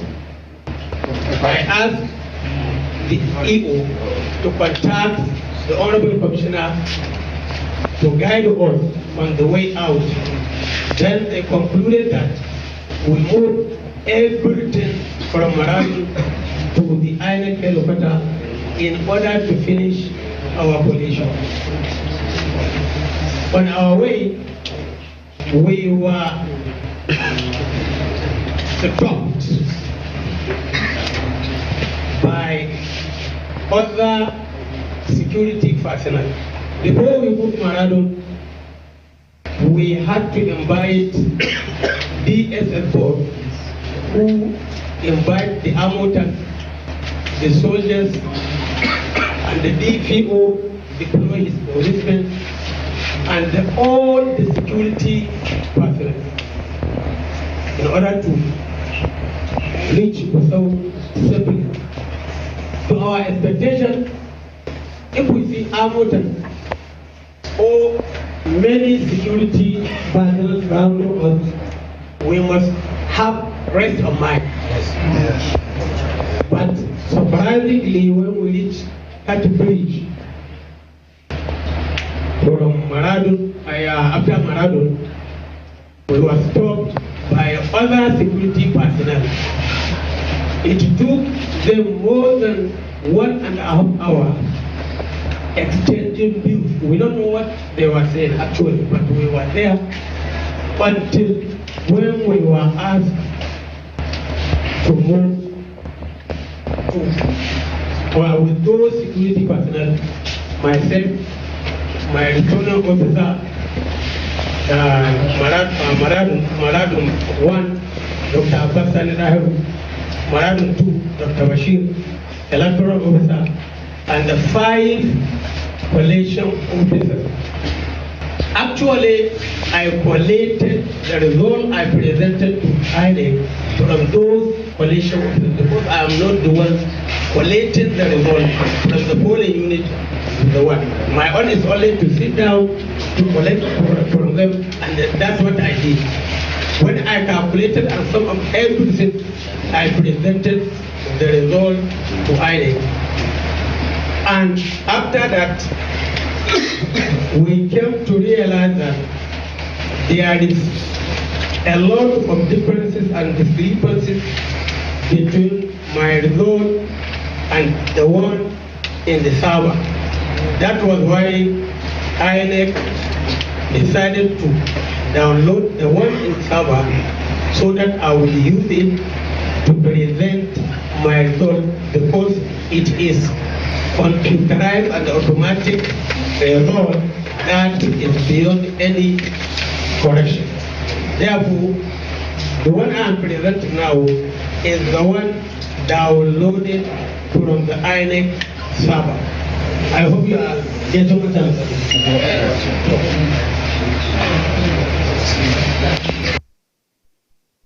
Government error in Zamfara State there, clearing the air on the reports that had made the rounds earlier on. He was speaking right there at the Coalition Center in Zamfara State. And just to update you that all the 14 local government area results have now arrived, and results collation has been concluded in Zamfara State, and we're expecting some sort of announcement soon. It looks like the PDP won 10 out of 14 local government areas in the state, but we'll still wait for a final collation. Dr. Wokolo, I was talking about security now, and I think it also ties into what God Bless was saying about creating opportunities for young people, not standing in the way of young people. And I wonder if you were to set an agenda regarding security for state governors now, understanding that back and forth on whether or not they are really chief security officers, how far their orders can go.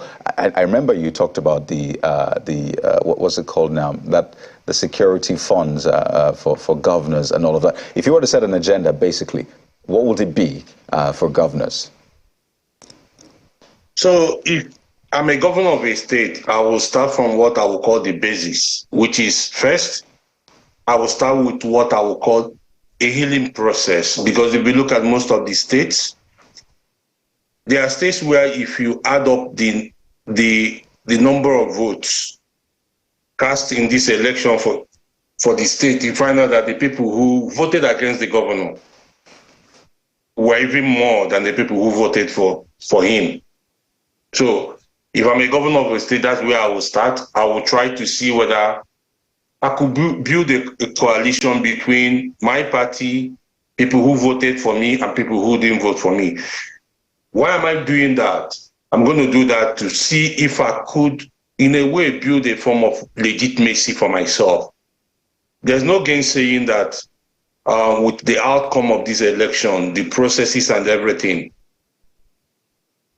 it's as if what we have is people who would get into office, who would have won an election, but without winning the people because the process, has didn't turn out very well. So if I'm a governor now, I will look at building a legitimacy around my election, thereby pulling everybody through.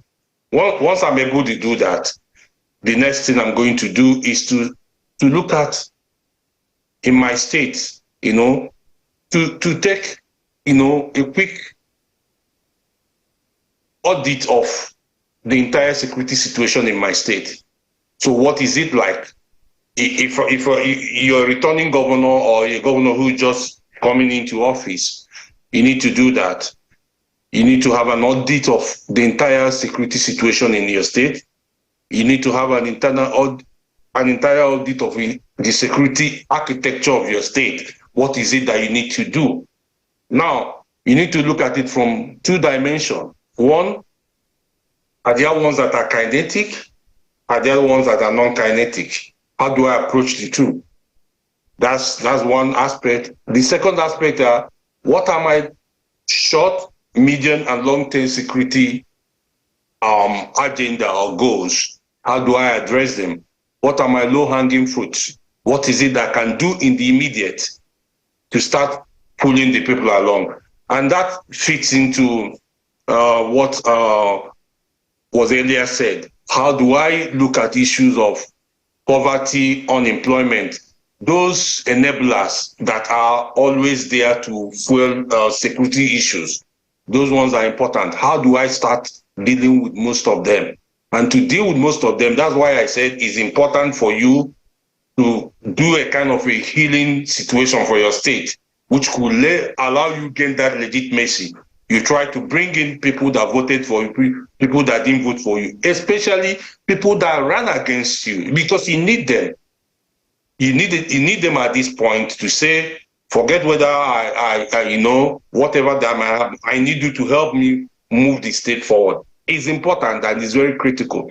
If you're able to do that, it will help you to start driving most of these issues. Now, if you take a particular issue in your state, for instance, if your state is a state that is bedeviled by banditry, how do you deal with it?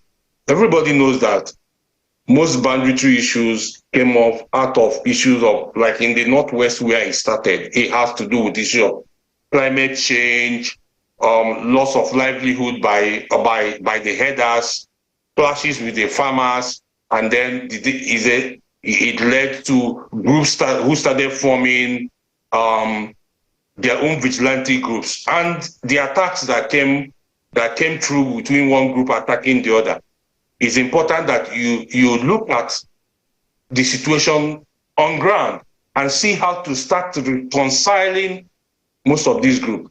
Now, I keep telling people, situation, they always tell you that government do not negotiate with terrorists. That's true, that's equally not true. You might look at the situation to say, what is it that I can sit down and discuss with this group? Everybody has a banter. Everybody has what you can offer, and they're able to say, at this stage, I think you've done enough. We can lay down our arms. As a governor, you start looking at those groups. What are the ones you can reconcile?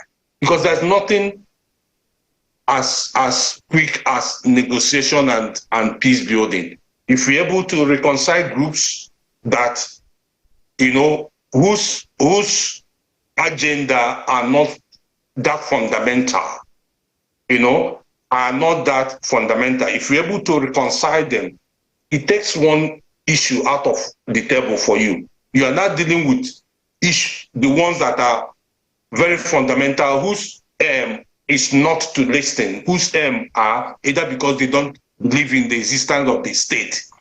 Those ones are different. But those ones whose agenda is either because they've not been included, so it means that good governance, issues of inclusivity, once you're able to bring them in, you solve their problem. So once you're able to do all this your mapping, it becomes easier to now deal with those who, no matter what you give to them, they are not going to listen because they have a fundamental agenda. So once you're able to do this, it becomes very easy.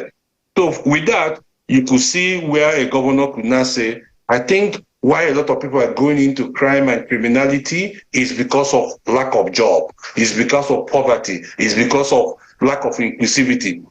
You begin to deal with all these things, one after the other. However, it's important that you carry them along. If they see your sincerity, if they see that this governor is out to bring everybody in the state together, he doesn't care whether you voted for him or you didn't vote. He wants to bring everybody and work together. People will listen. People will give you all the support you need. Most importantly, you will see community, you will start providing intelligence that both the state security agencies need, as well as the government agencies need to move the state forward. Right, thanks for that, Dr. Nwokolo. Definitely a lot to be done, on the security front for most of these states, and thanks for setting that agenda. But let me head to Abuja studio now. We still have Cynthia, Mr. Wagu, and God bless there. Well, a lot has been, said today, and setting the agenda for the governors that are re-elected, new governors actually coming in to govern this state. I'd like to have a final word from Cynthia and Mr. Wagu there on this agenda setting, because at the end of the day, there's a lot to be done, security, business, and I'm sure most of these states definitely have business that they're doing with some countries at this time, and I'm wondering how some of these investors are looking at the flips we're seeing in most of these states. I'd like to have your final words on that. Well, I think that capital does not pander to platitudes. If there is money to be made anywhere, the capital will go there. Angola was in a state of war for many years. It didn't stop Chevron from going to invest. They go to look for money. But that's not to say. So the point is, even though you are looking at what outsiders are thinking, what you yourself, how are you prepared? How much of what you have are you able to use and galvanize? And it will come to narratives, because the kind of narratives that we spew also affects how people perceive us. For instance, there are those in whose interest it is to define us the way they want. They define us according to the ingredients that we provide for them. So there is, for me, for instance, an election has been done, a presidential election was conducted, 14 million people did not vote for the person who won that election. What that means is that you have 14 million thereabout very angry people who feel that they have lost election. So if you are walking on the street of Nigeria, it is possible that out of 10 people, you are going to meet 5 of those people. And then you say, oh, the country is in crisis because you spoke to 5 people who feel very genuinely so because they lost an election. But these other 8 million people who won an election have disappeared into looking for office, looking for what next to do. They have exited Twitter. They are not there anymore. So the narrative is that we have harvested the emotions of very angry people and have substituted it to mean that is what Nigeria is about right now. But that is not true. And I keep saying that it's important that the kind of agenda that we are also setting is important. We had an election that has different segments. there are things that went very well in the course of this election. And some of the outcomes that we have seen are also gratifying in terms of what they have thrown up. Election is becoming much more competitive. Before, you were writing results. Today now, it is a contest. Even your collation centers show the level of contest and agitation that has played. All of that is something you can harvest positively. But the way we have presented it looks like, oh, there's a crisis because people are contesting. Because we are not used to contest. We don't like contest. We like to be given. Oh, we gave him power. You know, that's where we are coming from. Where people were giving tickets, they don't contest for tickets. So contestation brings an environment in which you are thinking. So it is managing that contest that we are into now. And post-management of it is going to help us to reposition both the way outsiders see us and the way we see ourselves. Otherwise, we will cast Nigeria in a way that looks like by the next day, it's going to be crisis. And all you need to do is to go back to all the elections that you have had. 2007, 2011, 2015, 2019, it was all litmus tests of how Nigeria will break. All of them, go and check, do a media content analysis. You will find out that after this 2011 election, Nigeria, after this 2015 election, after this 2023, and the people who trigger some of these things are not even living in Nigeria. They paint the picture that it is going to be Armageddon and apocalypse. We need to change that thinking and put out that, yes, people have lost election. They have avenues to ventilate their grievances. There are remedial possibilities even in that. Because election does not end with votes. Election ends with when the tribunals and the courts have made complete judgment. That's the end of the election. So that process is still on. So if people lost, whether they lost fairly or there is still opportunity to remedy that. So we don't cast our country as if once you have lost election, it is the end. And once you didn't win, then you must scatter everywhere. You must pull down everything. Right. I think that narrative needs to change. And that for me is my closing remark. Well, I wish we could hold you for much longer. I know it's been quite a long night. By the way, Zamfara is almost ready for the results to be announced. And we'll be joining Zamfara any moment from now. But quite interesting contributions from Dr. Nduwokolo, security expert. I'd like to thank you so much for your contribution on the program and for staying up. All the way from London. Thank you so much, Dr. Nwokolo, Mr. Zewa Wagu, Cynthia Mbamalu. God bless Otobere. We need to take the news right now, but the coverage continues. So please stay with us. Sure.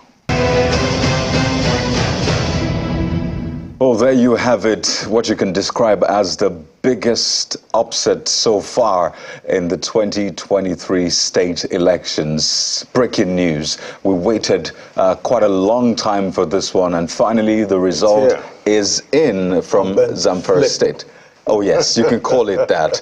The candidate, now governor-elect of the People's Democratic Party, Dauda Lawal, has been, returned as the winner of the Zamfara governorship election with 377,726 votes, as against that of Governor Bello Matawalle with 311,976 votes. Well, Dauda Lawal, a banker, is now the governor-elect of Zamfara State. That's the northwest region of the country. There you have it, the latest result coming in right now. So 24 results in, 4 more states to go, and this is arguably the biggest upset so far.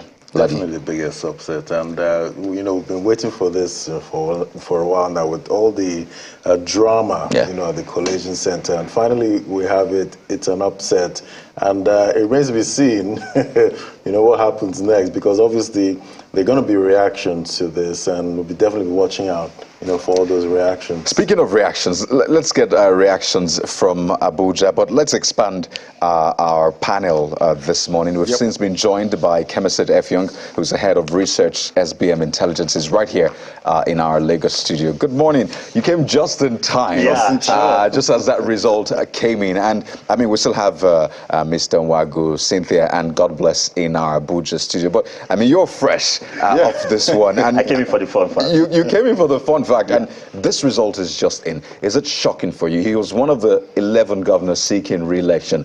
All the 9 we've seen so far have been successful, but not him. Yeah, it's a major one, right? And I think it speaks to the dynamics at play in Zamfara. Zamfara is a very competitive state. It's one of those few states in Nigeria that regularly flips between, the APC and its predecessor parties, as well as the People's Democratic Party. Having said that, Matawali was one of those governors who was vocal on issues, especially around security in the north. I think if you're doing a scenario analysis where you were mapping which of the governors that was, sort of under threat, right, of losing their seat, I think Matawali would have probably been middle of the pack to lower down the ranks, but that's in the end, that's a state that has been impacted heavily by insecurity over the last 4 years. It's one of the country's poorest states by human development indicators, right? And so if you're looking at the contest from an issues standpoint squarely, you would say, okay, yes, he was in a bit of a precarious situation. The margin of victory, 65,000, indicates that this was by Nigerian standards, an emphatic message. Quite convincing. Yes. And talking about, the state being, one of the poorest in Nigeria, so a banker, a governor with a banking background, what kind of game changer would that be? Well, you would think, and you know this, speaks finance people all the time, right? Yeah, but you would think that, coming from that background, he would be best placed, right, to advocate around issues concerning, development, right, improving those poverty indicators and all of that. But the fact of the matter remains that Nigerian governors, by and large, right, are typically a well-educated bunch, right? Many of them have master's degrees, some of them professors, some of them have PhDs, a lot of them have, international, right, education as well as the best, education that Nigeria has to offer. That hasn't necessarily been the problem with leadership in the country. You can have all of those bona fides, but you get into office and you're running against the grain of entrenched political structures, political expectations that you have to meet. And that takes so much of their time and so much of their focus that it appears as though very little time is actually left for them to actually focus on delivering on development and economic outcomes. So also depends on the will. Indeed. Well, Cynthia, let me come to you now. We did an analysis again some days back. I think it was yesterday, of the result trends. I don't know if you saw this coming for Zamfara, but what are some of the factors you think are maybe responsible for this? I would say the major upset, the biggest upset we have seen so far. Don't forget his political journey. He actually decamped to the APC. Some would say maybe he thought that that was going to be at least secure his second term, perhaps. But look what we see now. The people said, well, we're voting for the PDP this time around. I don't know. What are the factors you think came into play here? Well, I think one, Zamfara, like we discussed earlier, would be an interesting state to watch. So let's just look at what happened in 2019, post the Supreme Court's decision and the emergence of the People's Democratic Party as the new party that was in government in the state. I think there are several factors to look at or consider in this situation. First, there was that sense amongst the people that by the time the governor decamped to the APC, there was this force on his part to ensure that everyone moved with him. If you remember the conversation with the deputy governor and the fact that the deputy governor was almost, there was the basic forcing out of office, and then there were more reports in the state around opposition intimidation, and opposition in this sense now. members of the PDP had several reports around intimidation. In fact, our pre-election observation did show that Zamfara was one of the states where we had government restriction on campaigns for opposition. And so that could be one. But one thing, the other thing was the fact that the level of insecurity in the state. So if you look at the reports post-2019, an increase in the reports around banditry within the state, and also the reports around the mismanagement of the resources within the state. Now, this may not be all the factors informing or influencing how the voters voted, because, you need to also, I do believe in data-driven conversation, because you also need to go back and conduct a research to actually understand why the people vote. But we did expect that at a point, it seemed like there was already this level of disaffection amongst a large proportion of the people engaging the system. And I remember one of those interviews was actually on Channels, and it was a press conference, and there was a question to the governor around intimidation of opposition. And he basically said, I'm not the police arresting people. I'm not the one asking people to arrest people. I'm a governor.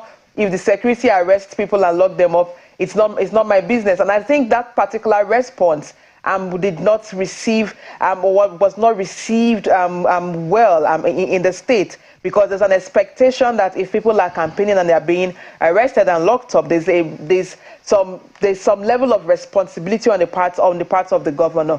But security was a major issue in Zamfara for these elections, especially because there was an expectation that issues around insecurity would be properly addressed. You had a lot of communities that were displaced in Zamfara. The agri sector was almost, going down, and because you had a large population whose main source of livelihood was was farming. The other thing was the natural resources. I know that was also the state where, even for issue, there were issues around miners, was also another issue within the state. And I think for these elections, we expected that it would be a competition between the APC and the PDP. PDP felt they had, it was time for them to take back what they believed they lost with the campaign.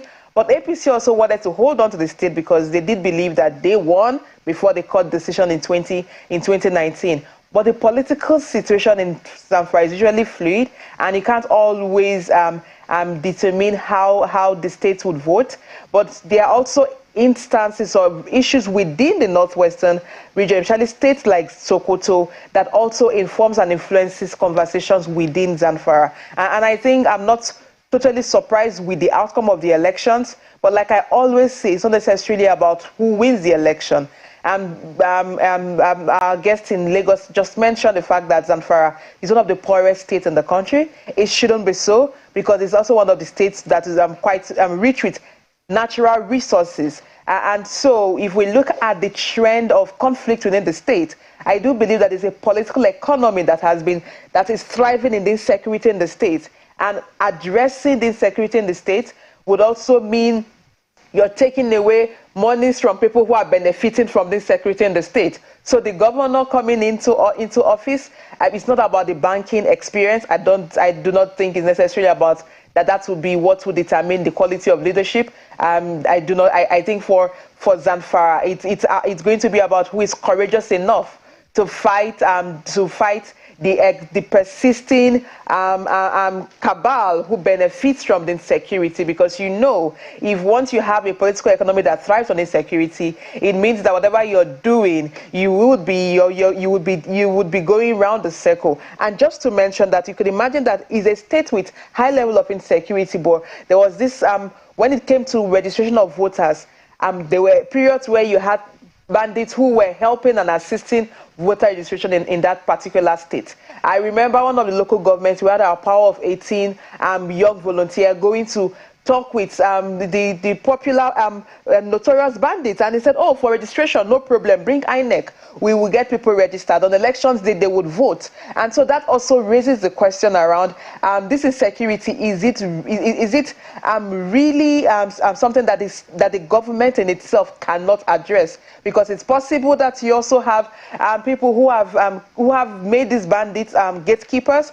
just to constantly create a scenario of this state is not safe, this state is not safe, because you also know that with more cases of insecurity, security votes it's also increasing, and that for me is why I believe that the conversation for the new governor coming into office, working with the State Assembly, would really be about how to sincerely address the issues of insecurity, hoping that even within the new government that that we do not have an existing cabal benefiting from this security, because at the end of it all, we also do not want to create a situation where you just have a new set of players, but the issues remain and the corruption within that space persists. Because at the end, if you do not have insecurity addressed critically, I think the people would also remain frustrated, and the next elections may also vote the other way. So it's about governance now, but I'm not surprised with the outcome in Zamfara.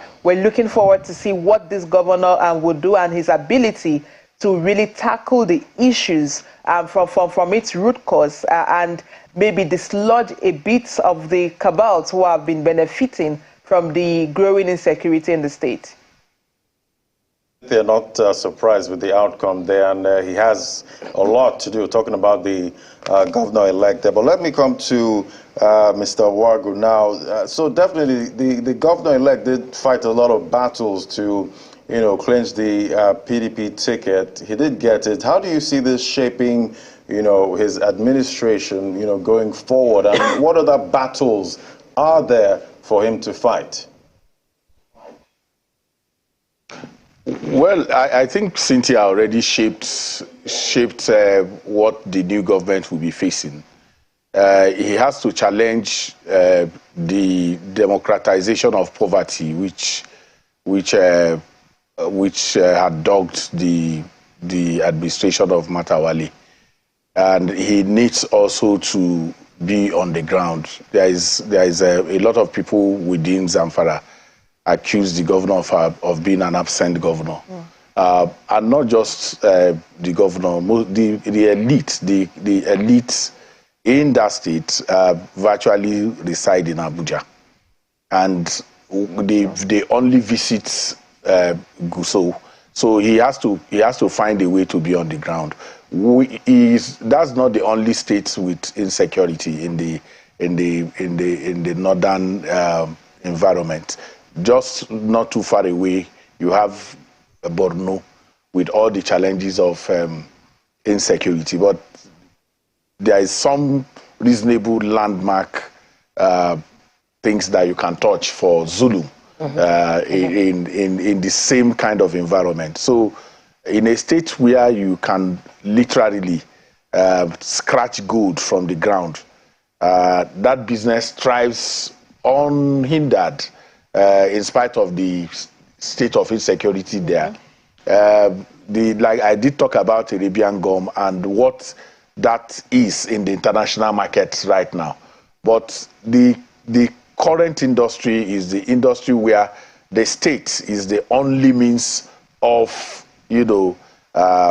resource for the elites of that state. So this new governor needs to bring the experience of fiscal monetary management into, first and foremost, fighting corruption in the state in a way that guarantees that the resources of the state can work for the majority of the citizens, and take away this political economy of insecurity, which means that development is not going on, but people are enriched. If we do a lifestyle audit for most of the political appointees in that state and track very carefully, you will see that whereas they are not investing in the state, they are making very huge investments outside of the state. That needs to change. And it's important that you don't have emperors. The Matawali was virtually alienated every other stakeholder in that state in a way that, grew resentment. And that is why you see, so it's not about PDP, APC, the fluidity of their movement. Matawali was not originally PDP.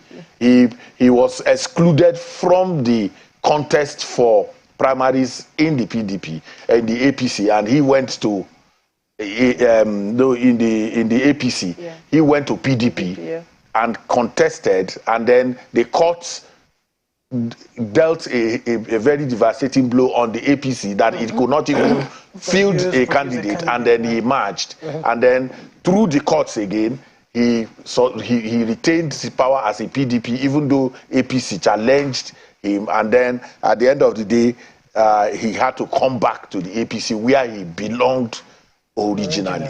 So that context is very important. So in talking about parties in Nigeria, is a vote-catching machine. I won't stop saying that. It has not much to do with the ideological inclination of the people who take power in these two dominant parties.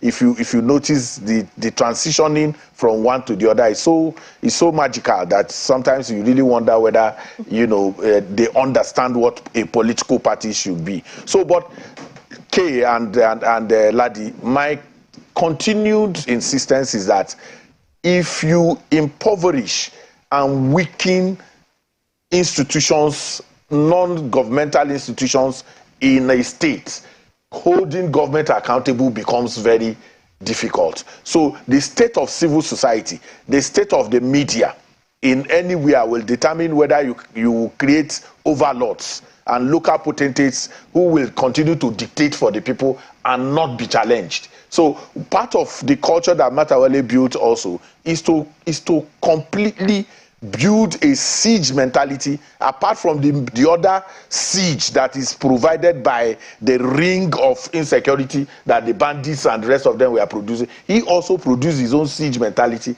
in a way that you can't ventilate. Whether you are the media or you are civil society, you have to operate from outside that state. He was the only governor who came clearly to say he's sending away civil society organizations from the state.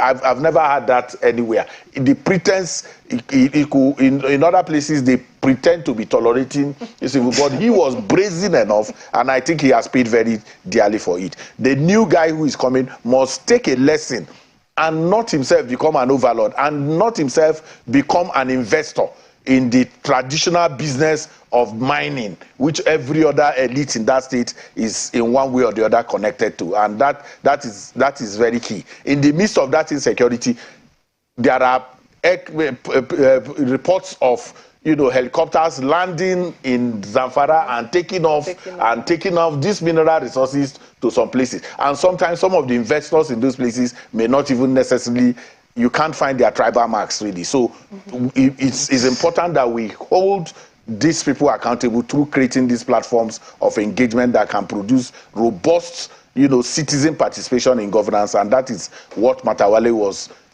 atrophied while he was in office. The governor of Adamawa State also actually banned the activities of NGOs just recently, and this, he said, was over vote buying allegation. So I don't know if that's responsible for what we're seeing there, I mean, judging by your theory. But let me go to God Bless on this one now. Seeing that result, it's quite interesting, the analysis that has been given. But just sitting back and watching the trend, particularly for Zamfara State, the indices of the state, how they have invested in politics, participating in voting. I mean, hearing the accounts that even, bandits help to secure people's PVCs such that people can actually vote. It shows how important they see participation, at least in elections. Participation in governance is another thing entirely. Is that maybe what is responsible for the indices we're seeing? Because if we judge by their participation in elections, at least, you would expect that at least governance would yield better for them since there's so much invested in it. Reality, but it is not. When you check the poorest state in the country, and again, I think, if I'm correct, what's the score for going to school? For writing Y, I think they also have the lowest, if I'm correct.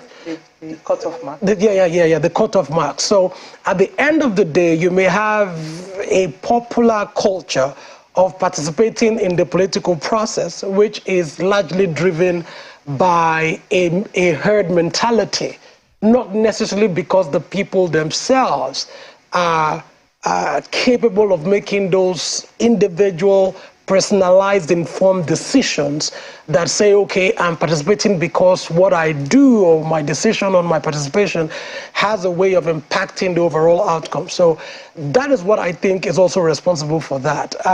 When you have stories of bandits helping people register, I don't know. I think I know how to feel about that. I think that is disturbing. It shouldn't be.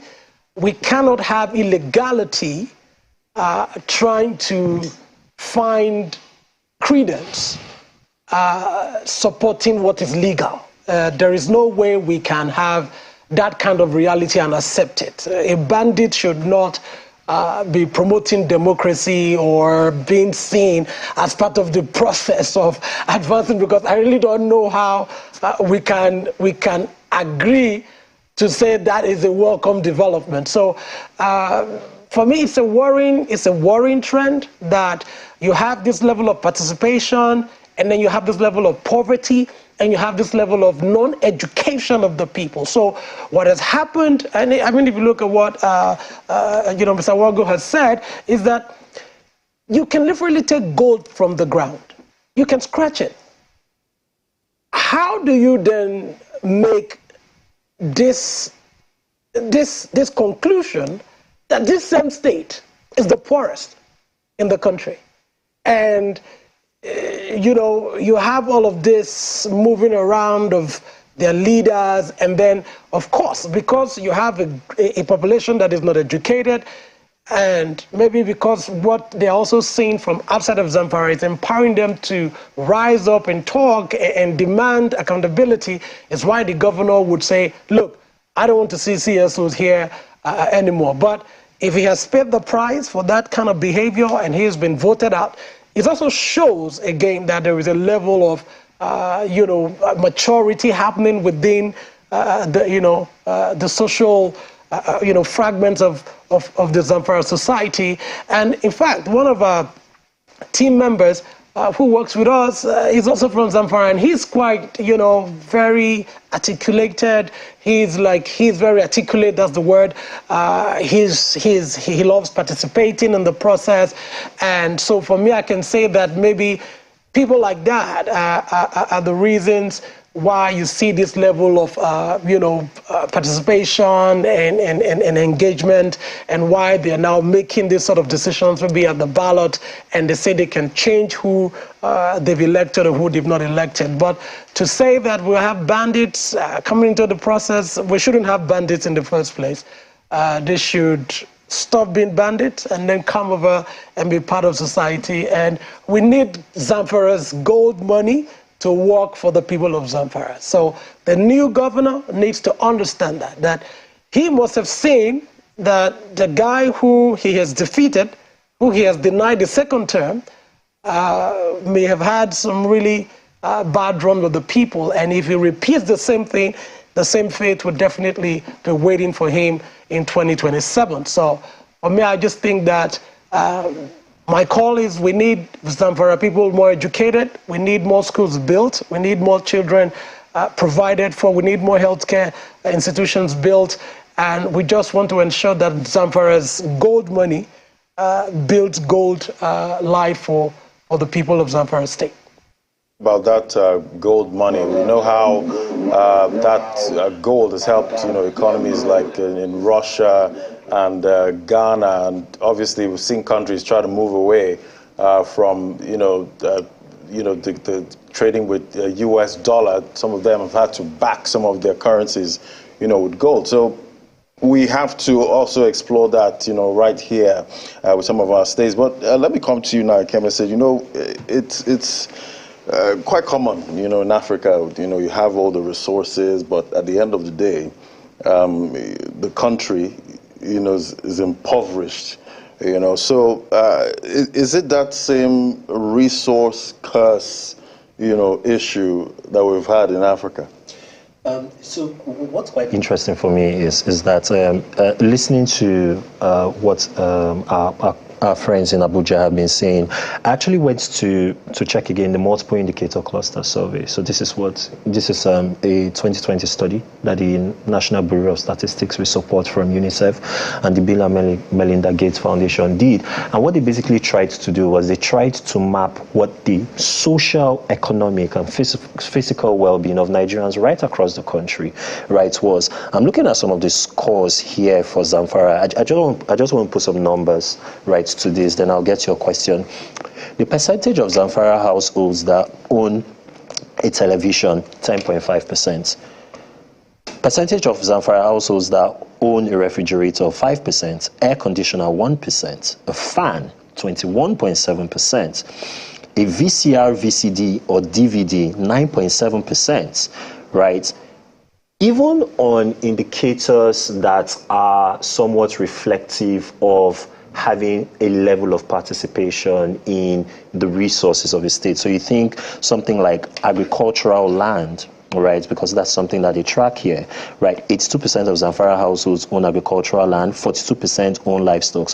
But when you come to those indicators of contemporary living that indicates some kind of economic self-sufficiency, the numbers are really in the basement, right? And so I think it's reflective of that in some sense. If you look at the resource profile, right, the average resource profile, right, in Zamfara State, it's a lot of artisanal miners, a lot of farmers, a lot of livestock herders. And so basically, people are participating in the economy from a subsistence level. There isn't a lot of sophistication, there isn't a lot of technology, there isn't a lot of policy support for a lot of the work that people do. And in the 21st century, all of those are proxies for poverty, right? There's a clear correlation between, how effective and how mobilized your economic participation is and how wealthy you are. And what you see in Zamfara, and you see in a lot of these other states in Nigeria is that, really many people are fending for themselves. It's pretty much a provide your own resources, right, type of game. And that's really what the new governor, right, has to focus on addressing, right? People have to feel that governance works for them. And I think, Zamfara can serve as a use template, right, for what's going on, not just in Nigeria, but also in other parts of West Africa and the Sahel. You're seeing with the degradation of democracy, right, right across the region. We've had 4 coups within the last 2 years, right, in West and Central Africa. You have in many of the democracies, right, elements of instability, either from a security or from an economic standpoint.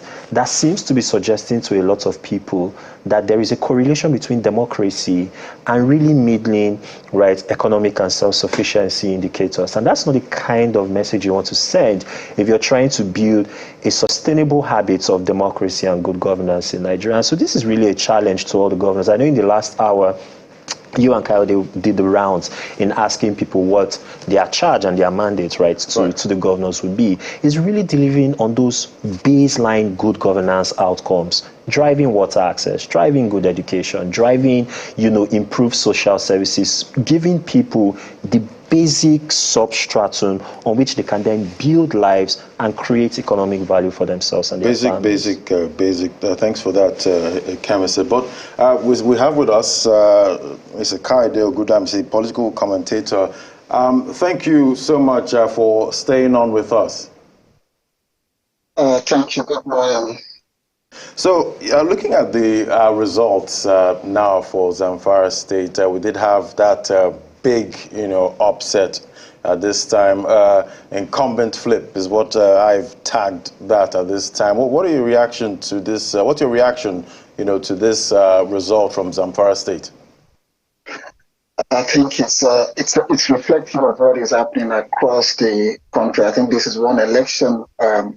Despite all the negative comments, Nigerians should be proud of. You're seeing very competitive results from Kaduna, Lagos, particularly the governorship election. In the presidential election, you're seeing a new party winning Lagos State. I think it's just something we should be proud about, that the color, the political color across the country is changing, and that we were improving really. The people, the voice of the people, despite the influence of politicians, is heard loudly. Gone are the days where people are able to write results, dig out numbers. One state will be giving you 2 million votes, 1 point something million votes. So I think it's good that you're having a change of pattern in Zamfara state. Like most of the contributors have said, it's how is it going to translate into good governance? And I just want to take a different approach, that the needs of our people are quite basic. You know, they're not asking for too much. They're asking for that primary health care, you know, where you can stop the illness from getting to the point where you need a specialist treatment. And there's absence of that across the country. And we always cite states like Zamfara, Kebbi, Kano, Jigawa, and basically northern Nigeria as the backward part of the country where there's absence of basic needs. But that's completely a false outlook. Within Lagos, within Enugu, within Delta, in Oyo, in Oshu, and the southern states, there are situations, the conditions of living as terrible as what data would tell you, that the backward, the poor parts of Nigeria is in a part of the country. Across the federation, there is an absence. If you look at the out-of-school numbers in states like Edo, Delta, even Lagos, you'll be shocked, Ogun. You know, so I just hope that this new empowerment across the country will translate into the political class knowing that they need to be accountable to the people. So I'm quite pleased with the results that's coming out of Zamfara. Even though it's clear that you can hardly separate the two political parties. They're more like a twin, Siamese twins, basically. But you know, we will get there. They should be called PDAPC, but we'll get to that. Just hold it for a moment, Mr. Ogudamisi. Let's go to Abuja. I mean, we've had Cynthia, Mr. Ezewawagu, and God bless in Abuja for quite some time. And I mean, I see we've had this interesting ride all day, but let me try to get your closing thoughts, at least on this one. I mean, the political color, they say, is changing, but it looks like, I mean, the APC has flipped 2 states, really. The PDP has also flipped 2 states. The NNPP has gotten 1. So I think the more things change, the more they remain the same. So I don't know what your final words will be on this one, but let me start from Cynthia, and I'll go to God bless and Mr. Nwagu. Your closing thoughts on at least the trends we have seen so far, and maybe looking forward too. Yeah, I think for me, I would say first, there are no perfect elections anywhere in the world, and every country has its fault lines. It's not just Nigeria. So for every elections, we expect that there are specific standards that ought to be met. However, regardless, what is important is to see that the fact you're seeing states flip showcases the power of the people did prevail in those states. And after the elections, the work begins. For Nigerians, it doesn't end at the polls. It's not about the voting. It's about engaging after the elections. And I think for me, what would be success is how we hold our newly elected leaders to be accountable. That's one. The other thing is also how we invest in building the image of this country. I do believe that Nigeria, with all its challenges, does have a lot of prospect, because even within the continent, there are countries performing worse than we are. Not making this as an excuse, but also for us to be re-inspired to do the work that needs to be done. It's not about government. And what makes the system succeed is also the quality of followership and how we build the image of this country. That post the elections, what can we do differently? I always say that quitters never win. And if we want to truly win, we cannot give up on the system. We can build this system to a country that we would all be proud of. And for the newly elected leaders, it's about leadership. Our democracy, our country really would depend on the quality of leaders and the quality of leadership from this new set of guys that have emerged. And we hope that they would commit to national interest as above any other interest in the new term, in this new term in office. But I really do hope that there's a peaceful process, and that for those who are aggrieved with the elections, can go to the courts or seek for review from the Electoral Commission, because INEC still has the power to review results after returning officers declare at the state level. For people who are aggrieved, we have legal means to challenge those, to air those grievances, because at the end we need a stable nation, we need a peaceful system for development to truly thrive. I'm rooting for Nigeria, and I'm hoping that we move past the grievances from this election and focus on building the Nigeria that we all hope and dream about. Well, God bless is yours now. Your final thoughts on this. I think you thought you were blessing. Oh, you thought I was saying God bless exactly, yeah. Cynthia. Okay, well, God bless, God bless. Go ahead. All right, thank you so much. So, my final thoughts are, there is a lot of work to be done. There's reason to feel like, oh, we're taking 10 steps backward, we're making, incremental progress. And that's true. The elections were not perfect. There is no perfect system. The United States, with over 200 and something years worth of democratic experiment, still says that we're working towards a more perfect union. And that is the spirit upon which we would approach Nigeria's tomorrow after today.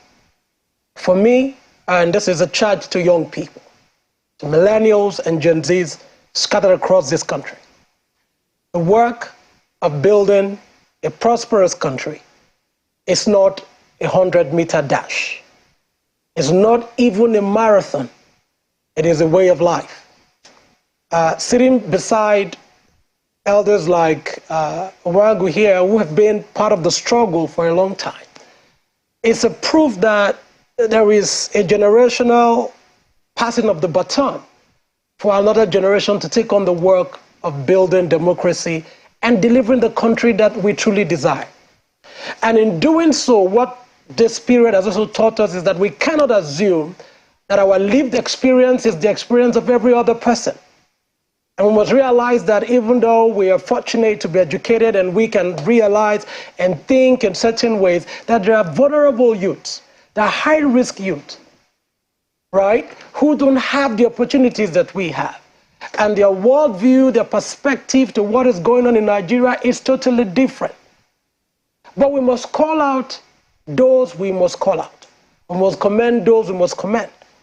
To those who have continued to peddle tribal bigotry, to those who have continued to divide us along religion and tribal lines, we say to you that please, it has to stop. The elections have come and gone. This is the time for us to reach out and heal the divide. Everywhere around the world, what happens is that during the contestation for power, we say a lot of things. We try a lot of things. We do everything to win. But after winning comes bridge building. And that is what I'm asking those who have been elected. Yeah, there may be people who may disagree. I like the analysis that our elder here gave, that you have 8 million people who have elected a president-elect, and you have another 14 million who chose two different people.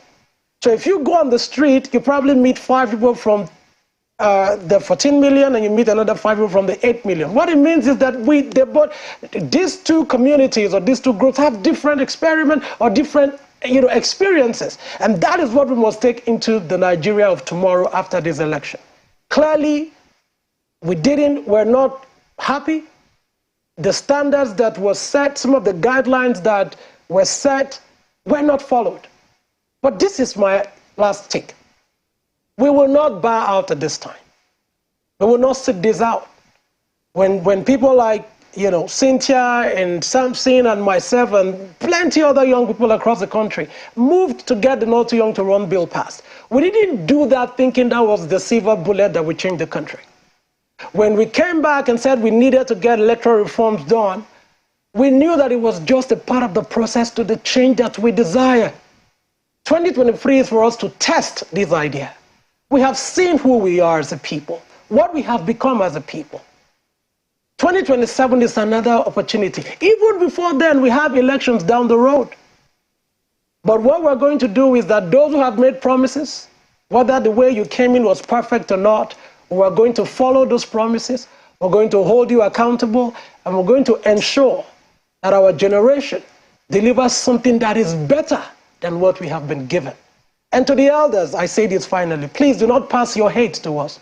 We will not inherit your problems, we will not inherit your wars. We have a country to build, we have a nation to build, we have a continent to lead, and we have a world to heal.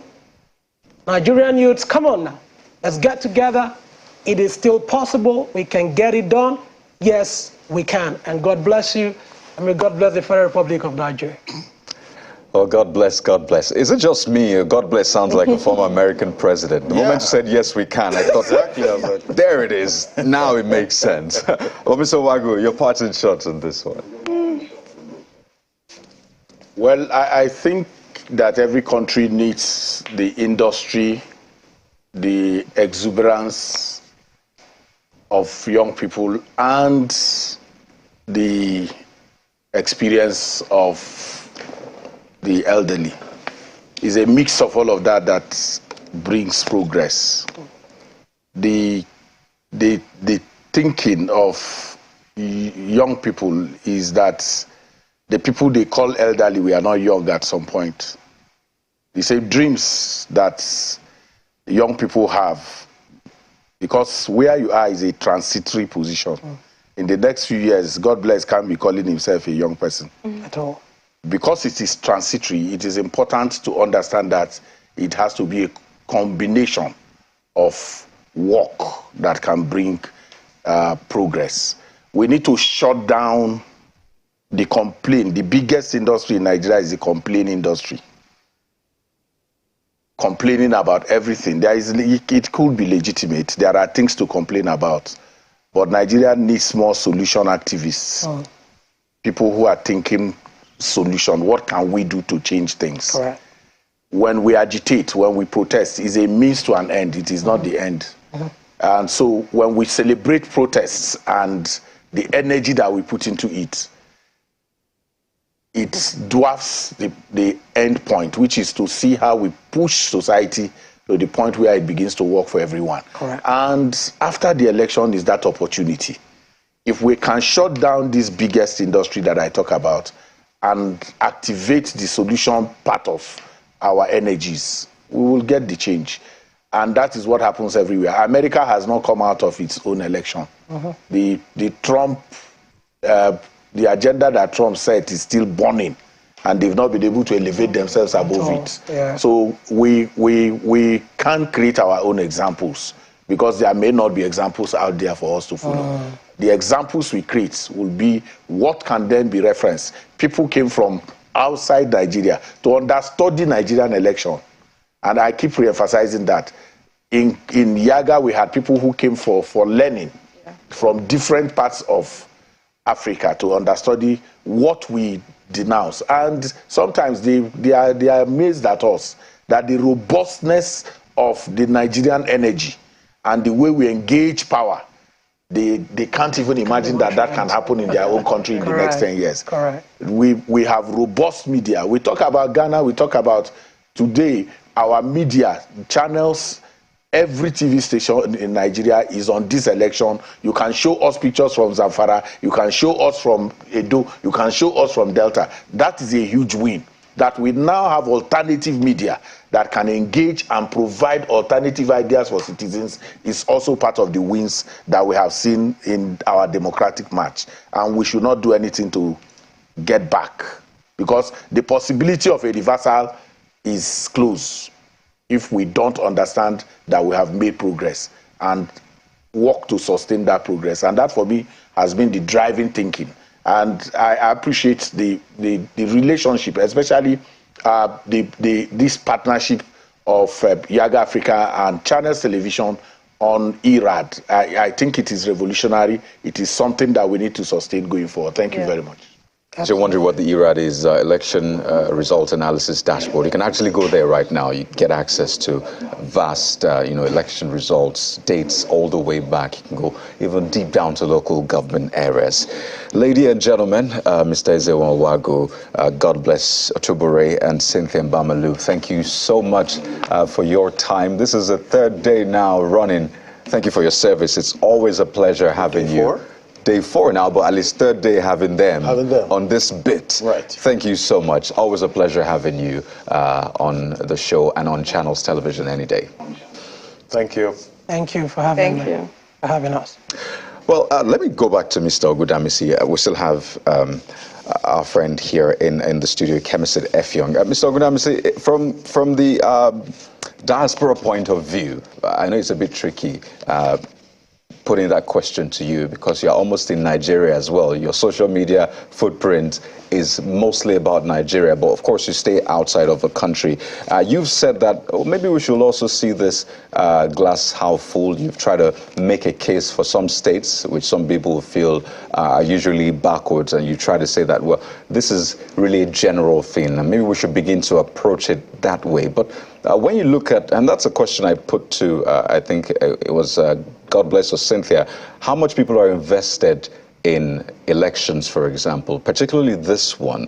A lot of people mobilized on different levels, trying to help people register to vote, trying to help people locate their polling units. You know, a lot of people actually invested selflessly in this process, and I think it shows how much they want good governance, how much they want to be a part.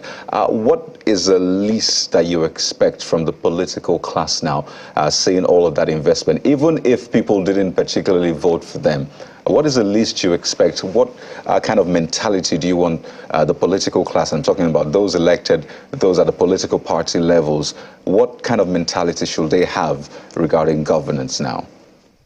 The first thing that they need to do is to see themselves as the servant of the people.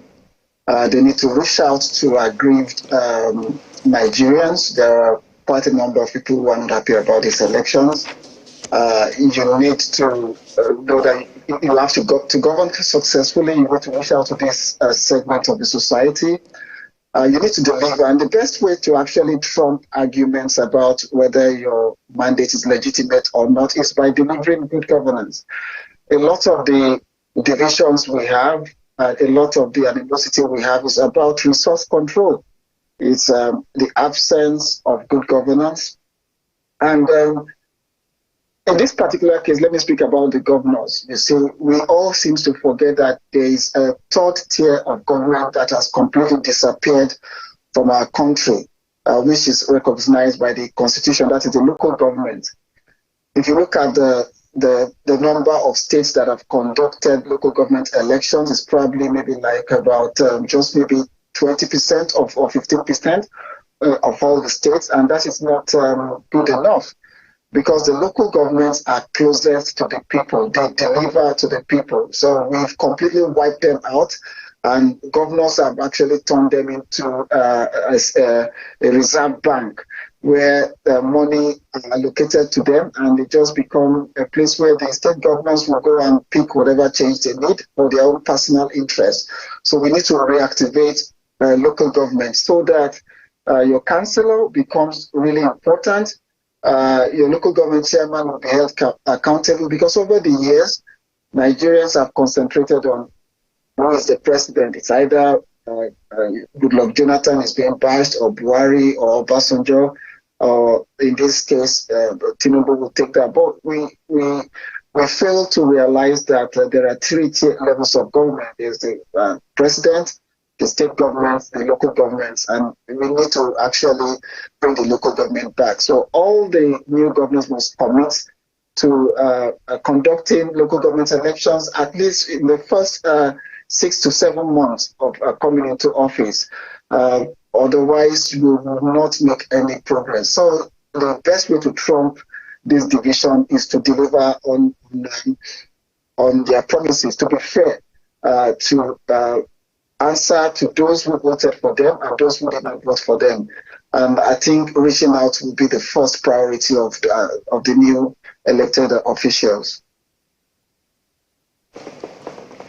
All right, let me come to our studio here now, and I wonder for you, I'm sure your perspective will also factor in the indices across the states, what the peculiarities of states are, and I don't know how you see it. Maybe there should be a collaboration, really. There should be that need for a national identity first. I know that everybody does their things. We have our identities, but I don't know if there's first a need for a national identity, then it trickles down to, the states, or we start from the grassroots and then build it up all the way to the national level. How do you think these leaders should approach this? Yes, they have their work at the states. He's mentioned the local government level, but how should we begin to build the national identity? Because at the end of the day, we're still meant to be a nation, Nigeria. Yeah. So I think we've done top down for far too long in Nigeria. Did it work? I mean, we live in Nigeria, so I just want to play the devil's advocate. Your guess is as good as mine. So I would want us to try the opposite way, and there's some history to suggest that the current model that we have currently isn't fit for purpose anymore, right? It appears as though at this stage of Nigeria's political and socio-economic evolution, we were built for more sophistication. We should bake in more sophistication into our democracy. Because Nigeria, for 3 decades plus, I know we've now had 24 years, right, of unbroken democratic rule, but for 3 decades plus, cumulatively, we were under military rule, right? And the fundamental organizing framework of militaries is to centralize power and centralize the allocation and distribution of resources, right? Because as a military dictator, right, who doesn't respect or who doesn't pay fidelity to tenets of democracy, decentralization empowers competing power centers who could, if with the right allocation of resources and buy-in from the right places in the country, they could compete against you and overthrow you. Yeah, and become stronger, and they eventually overthrow you. That's how coups happen, right? So you can understand why the fundamental incentive for military dictators is to centralize power and authority. What we didn't do well first from 79 to 83, we kind of got that framework right from 1960 to 1966, right? But what we didn't do very well from 79 to 83, and now, from 99 to date, is we haven't, and I think this is the point that Kayode Ogundamis is also hitting on, we haven't sufficiently empowered the subnational units, right, to do the right things. That's why, for example, the president's recent passage of those 14 constitutional amendments and bills is a game changer, right? On things like power, for example. You want states to, the best democracies, the most functional democracies are the ones that, one, set the rules of the game and the rules of engagement right. Two, have empowered institutions that serve as dispassionate arbiters of competing interests, whether it's between corporate interests and consumers, or it's between one part of the country and another part of the country, or it's across demographic groups, either between older voters, younger voters, and the likes. And four, and this is the most important one, they allow the subnational units compete for investment, compete for resources, compete to outdo themselves in terms of how they provide social services. And so people can literally vote with their feet and choose, okay, if Lagos is not serving my business, or if Lagos is not serving, the vision I have for my family, I can up and go to Bauchi, I can up and go to Abia, I can up and go to Kogi, right? So what we need to do, moving on out from this, is how do we begin to have those conversations, and how do we empower the 10th National Assembly who's coming in, all of the various state houses of assemblies,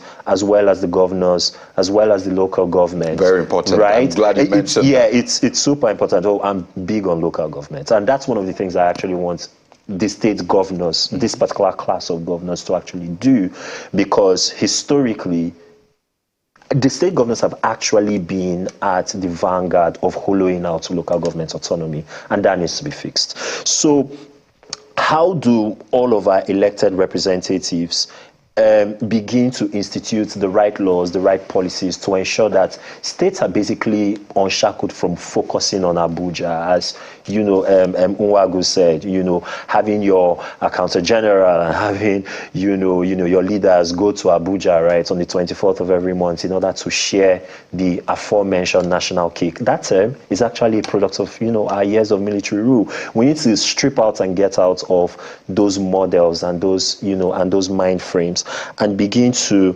understand that the best way to build an overall national identity is to have an empowered class of citizens.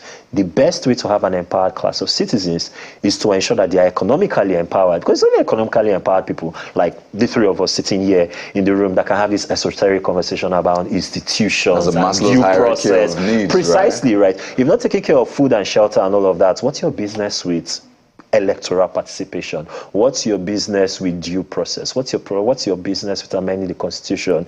You're thinking of, to use a parlance that young Nigerians like to use on social media, you're thinking of your urgent 2K. You've not figured that out.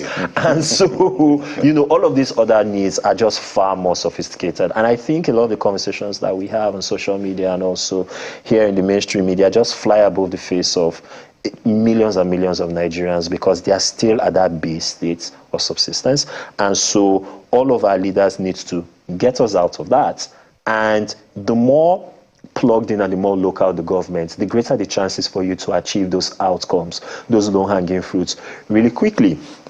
On local government, you're empowered to take out waste. You're empowered to look at, social care standards. State governors have shared responsibility on education, on health, now with the new constitutional amendment bill, on things like power and all of that stuff. So let's know where all of the lines of responsibilities are, and let's educate Nigerians to begin to focus more on their local government councillors, on their state governors, on their state elected representatives. And you're absolutely correct. Ask the right questions, and hopefully that begins to push the needle. And where we feel that Abuja is not doing enough to empower representatives, then we can go to Abuja and then have, those conversations and indulge in our favorite pastime of asking Asorok and the National Assembly, what are you people doing?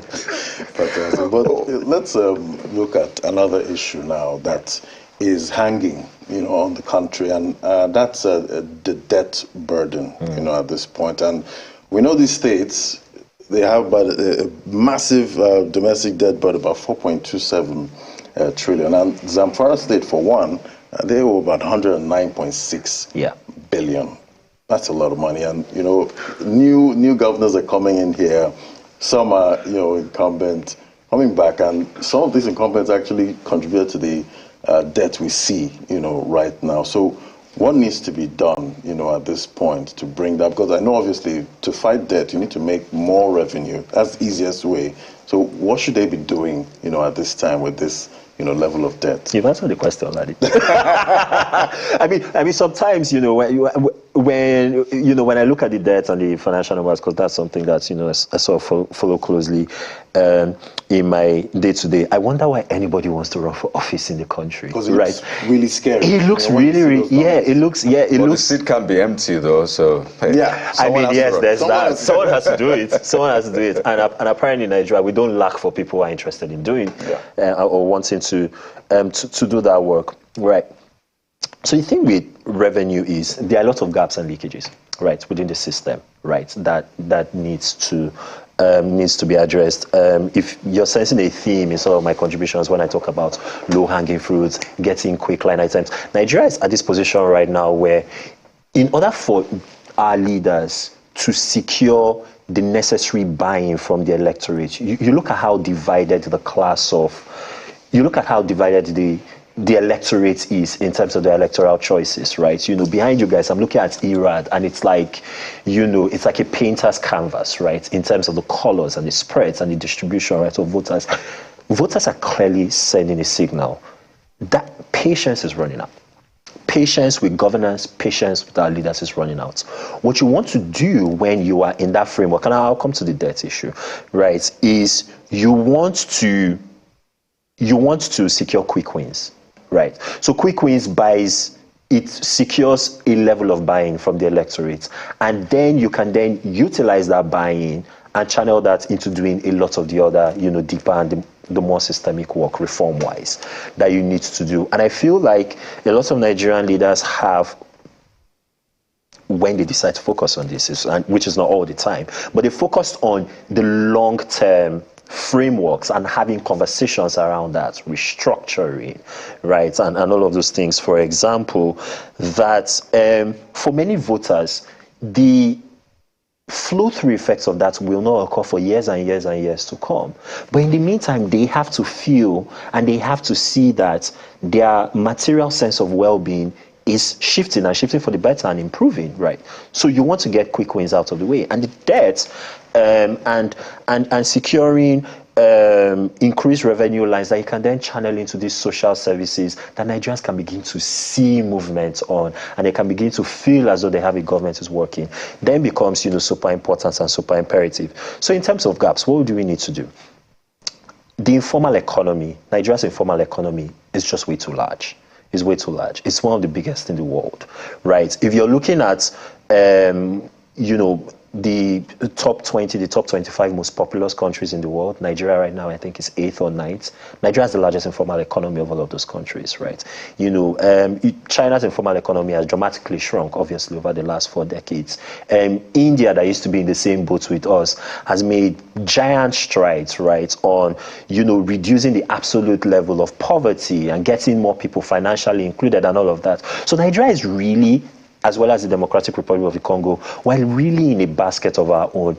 And we need to shift that. And how do we begin to shift that? Many Nigerians see participation in the formal economy right now as code for basically subjecting themselves to punitive and harsh forms of regulation. We need to change that perception, right? Even in our line of work, when we go out, conducting national, economic and socioeconomic well-being studies, we get a lot of pushback because people feel, oh, we're conducting this study on behalf of the government. And for them, there's just that jitteriness, right? Where interacting with government almost feels as though you're setting yourself up for, a very negative encounter. So we need to shift that mindset. Only when we shrink the size of the informal economy, get more Nigerians financially included, it then becomes easier to tax people. Even though the taxation problem, lots of people say lots of Nigerians are not taxed. Every Nigerian who buys anything in Nigeria pays consumption tax, for example. Yep, so ab initio, you're part of the tax brackets. And then, in order for us to shift the informal economy, we really need to understand how it works. Even within the informal economy, there are structures. There are institutions that Nigerians respect. Market associations, for example, big ones. Every form of economic activity in Nigeria, either formal or informal, has some sort of association or standards organization that serves as a broad superintendent. It astonishes me the kind of associations Nigerians can form. There's a Vulcanizers Association of Nigeria, for example. All kinds. Let me come in there, pardon me. I mean, when you said shrink the size of the informal sector, I was thinking maybe you meant standardize it, maybe get it more in the open such that you can tax them, provide the kind of support they need. I mean, if you can't measure something, it's really hard to put a finger on it. So maybe that's what you meant. But let me go to Mr. Ogudamisi. We'll get into the social media angle of this too, because a lot of Nigerians are on social media. A lot of business happens on social media. A lot of politics happens on social media. In fact, that's a reality for a lot of people. And Mr. Ogudamisi knows this very well. And the angle I want to come through is I saw a post you put up. I don't know if you might want to speak to this. You actually put a video up. I think there was sarcasm in that video as well. I'm trying to pull it up. And it's a video that showed someone who was, handling the passport. And I think it was that video. That's the last post I think you put up. And it's gotten quite a number of responses. And this is for the Nigerians in diaspora as well. Still on the election, maybe they had a dog in the fight, so they thought, okay, it went the way I wanted it to go. Yes, the process might be a bit questionable, depending on how you see it, but it went my way. For some others, it was a major letdown for them. And I wonder what message you have for the diaspora community in terms of handling the outcome of this election, regardless of how the expectations were either met or otherwise.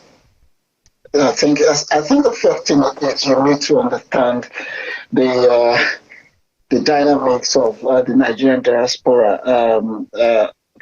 I hate to say this, we have a largely traumatized diaspora population. And when I say traumatized, I mean the expectations are so high in terms of what they expect in terms of service delivery, how elections are conducted, how the country needs to be run. So when you have these very high expectations, you sort of also you sort of over expect, and when those expectations are not met, you tend to over dramatize your anger or your disappointment, and you tend to call for extreme form of conflict resolution mechanism. So rather than suggest that aggrieved political participants should go to court, you call for a complete shutdown of the country. You sit down in New York, London, or Ontario, and question why people aren't on the street right now, making the country ungovernable. And you have, in the case of those two gentlemen, going on TikTok to destroy your your passport. And so you have. So I understand that from the perspective of we live in a society where things work to an extent.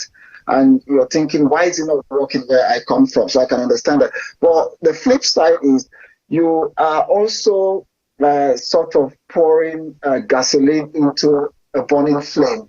And I always put this example of the Syria diaspora community, the Iraqi diaspora community, the Turkish diaspora community, that's the Kurdistans, where the diaspora community sort of encouraged legitimate oppositions within those countries.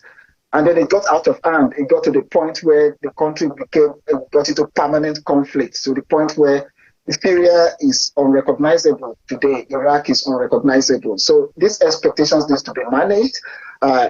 While it's important to encourage opposition politics and opposition fight within our host country, we need to be measured.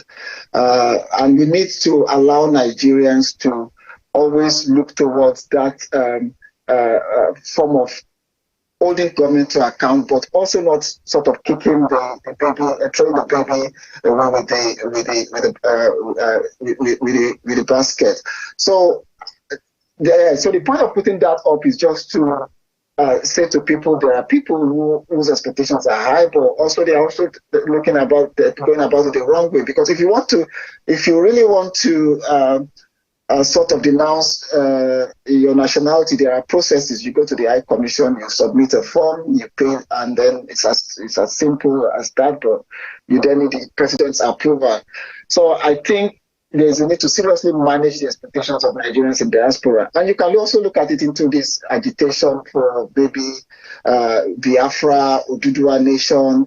When you advise some of our contemporaries that, look, things are not the way these things are going, you're just going to be pumping money into insurgency, and when things go bad, you would pay for it dearly. So social media, one of the good things that happened with social media is, and I'm going to touch on the EndSARS movement, is that for the first time, these young people translated their anger into a political movement. They were able to support a candidate during this election, energize that candidate to the point where the cause upsets across the country. So while you can be having disagreements with them on social media, you should also recognize and give credit to that movement, that they are able to not just go about telling people to burn down the country, but form a political movement. And the point now is, how will civil society support them to sustain it, so that during the next election, their voices will be heard louder. So I continue to encourage people that it's important we keep the country in such a state where we do not cause a conflict, and conflict is you just light the country and there will be no turning back. And well, I'm hoping that things will get better from here. Definitely, social media does, have a lot of power, when it comes to elections. I'll tell you a quick story now. So a friend of mine, openly supported, one of the political parties for the presidential election. That didn't go, the way of, my friend. But for the governorship, supported a different party. And as supporters of the other party for the presidential election, called her out saying, why would you, support a different party? Why would you decamp like that? So, she felt bad, and this is power of social media. Why? Here, and because why would she feel bad about her choices? So because, first of all, she was big on, presidential and election. And obviously, people had their, favorites, for that part. So for her, she wanted a different party, for the governorship election. So looking at, that kind of issue now, being called out on social media, the bullying and all of that. And we've seen countries, that they've had to shut down social media, when they have elections. For us here in Nigeria, what do you think is the best way to manage social media? With the issue of fake news and how, fake news can, escalate things. I've seen some people congratulate, some of the contenders on social media before, the official results. So what do you think is the best way to handle, social media here? Okay, so I personally, for me, I'm more of a free speech absolutist. But that's just me. So bans don't work for me. And you were talking about other countries. We ban social media in Nigeria, right? Famously, right? Or rather, infamously. Why democracy? Democracy thrives on conversations. No matter how uncomfortable and inconvenient the conversation is, I think that we should err on the side of having open spaces where people are able to discuss. And what's quite interesting is my organization, SBM Intelligence, is currently working with a coalition of civil society partners on a particular project called the Safeguarding Digital Spaces for the Elections Initiative, SDSEI, right now. And we've been engaging with regulators. We've been to the National Communications Commission. We've talked to some of the telcos. We've talked to the Association of Licensed Telecom Operators of Nigeria. We've also engaged with, and we are still going to engage with other regulators and government-side stakeholders. We've also talked on social media about these things. And for us, the most important thing is setting the rules and having the rules, clearly spelled out. And and having outcomes in terms of enforcement being clearly predictable, right? And one of the concerns with a lot of Nigerian laws and regulations is that first, they are so vaguely worded that any sort of activity, including activity and speech, which may be considered in many other places as legitimate fair comment, right, is roped in with obviously misinformation and disinformation and a lot of other uncomfortable things that we shouldn't be encouraging. And so for us, we think the rules need to change, right, so that it's clear, the penalties, right, are also clearly spelled out. And a lot more is invested in public education in order to let people know, okay, so this kind of behavior on social media is not appropriate. If you continue to indulge in it, these are the consequences. We are a democracy. You have a constitutionally protected right to freedom of speech. But like I learned in constitutional law class back in university, freedom of speech does not equate to freedom from consequences, right? And so where your freedom of speech occasions violence against other people, puts them in harm's way, endangers their mental health, right? There will be consequences, and you should pay for this. I should say for your friend, I mean, if you want to offer sort of small comforts, right? For her, that I understand the backlash. Nigerians generally tend to be block voters. Historically, if you look at the data, right? So we'll pick one political party and then we'll just, vote for that party right across the ballots. But what has happened in this cycle is that there's been a lot of split voting.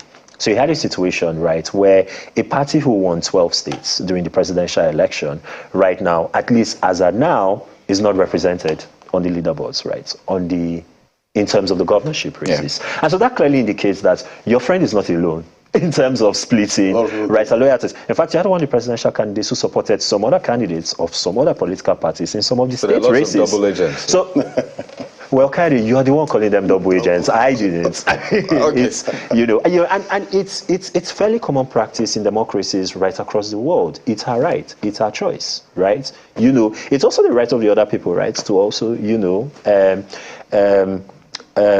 state their own perspective on what our choices are, but when it crosses into the line of bullying and harassment, then it becomes a problem. Some people talking about reevaluating their friendships, because of political leanings. I saw a lot of that. It's really deep, and then it goes to show, and I think I've asked a couple of conversations because I've been watching you guys throughout the night around political participation and driving political engagement. That is actually a symptom of a really heightened sense of political engagement, right? And that's a good thing. I think the fact that a lot of uncomfortable things have been said, especially on social media, and lots of people have had spirited debates, right, around the issues and also around the candidates. I don't think we should interpret that to mean that the country is dealing with an existential problem. Democracies are that way. Have you been on American Twitter? Have you been on British Twitter? Right, lately, especially with, post-Brexit, them, going through this entire revolving door of prime ministers and all of that, right? The same holds for Canada, the same holds for Australia. I'm actually calling out all these countries because the Nigerian diaspora is very well represented in those countries. The conversations around, their democracy, around their institutions, around their elected representatives is quite spirited. I know of people on the continent who envy that about Nigeria. The fact that we can just get in on ourselves on social media and have these robust conversations. They're shutting down. Africa is, right, the, online shutdown capital of the world, right, as it were. And we don't have that kind of attitude, at least for the most part in Nigeria. And I think we should celebrate that. Absolutely. Lots to celebrate. Well, Mr. Ogudamisi, let's wind down with this one. So the social media played a huge role during the elections. I mean, before the elections and, of course, during the elections. And I wonder what role you see it playing in terms of delivery of governance itself. You're like also our social media specialist here because of your activities on social media. So what kind of role would you suggest? I mean, I imagine we're done with the elections and all of that. So how should we begin to use that social media space for government and for the citizens to ensure that we get the dividends of democracy? I think a lot of the players on social media need to take a step back and, like they say, chill. And there's so many emotions right now. Some of them justified, and it's an echo chamber. It's polarized. Whoever is supporting candidate A would never change in 10 million years. Candidate B, and you just have both sides attacking one another. But there should be a point where what we call the national interest, like, okay, if we can hold a government accountable and we can do so even though we disagree on a candidate, on a political party, but when it comes to security, when it comes to poverty, those issues don't have tribal marks. It affects everyone across the country. So I think in terms of holding elected officials accountable, it can be a force for good.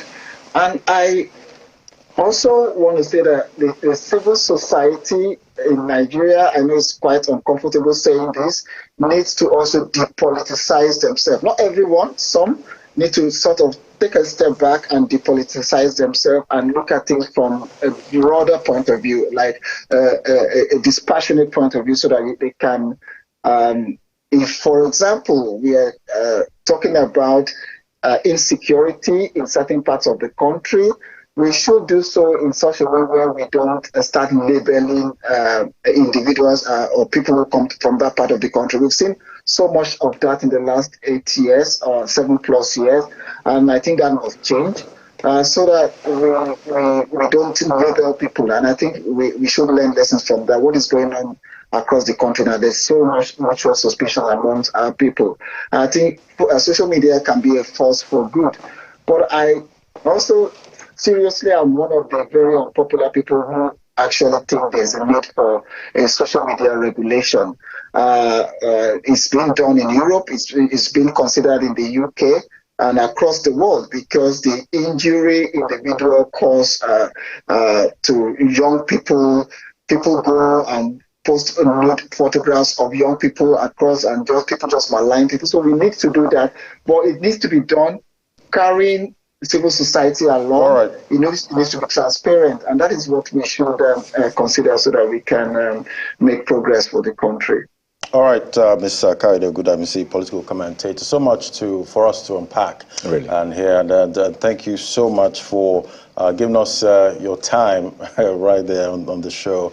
And I want to thank you also, Kemisit, for your helping us out here. And Kemisit Effiong, Head of Research, SBM Intelligence. Great to have your perspective. An absolute pleasure. Thanks for having me. And I see you don't look sleepy, which is great. Back to social media, right? Yeah, back to social media. Clearly. All right, so we're going to have news up next on the hour. With Ayatollah Balogun. Stay with us.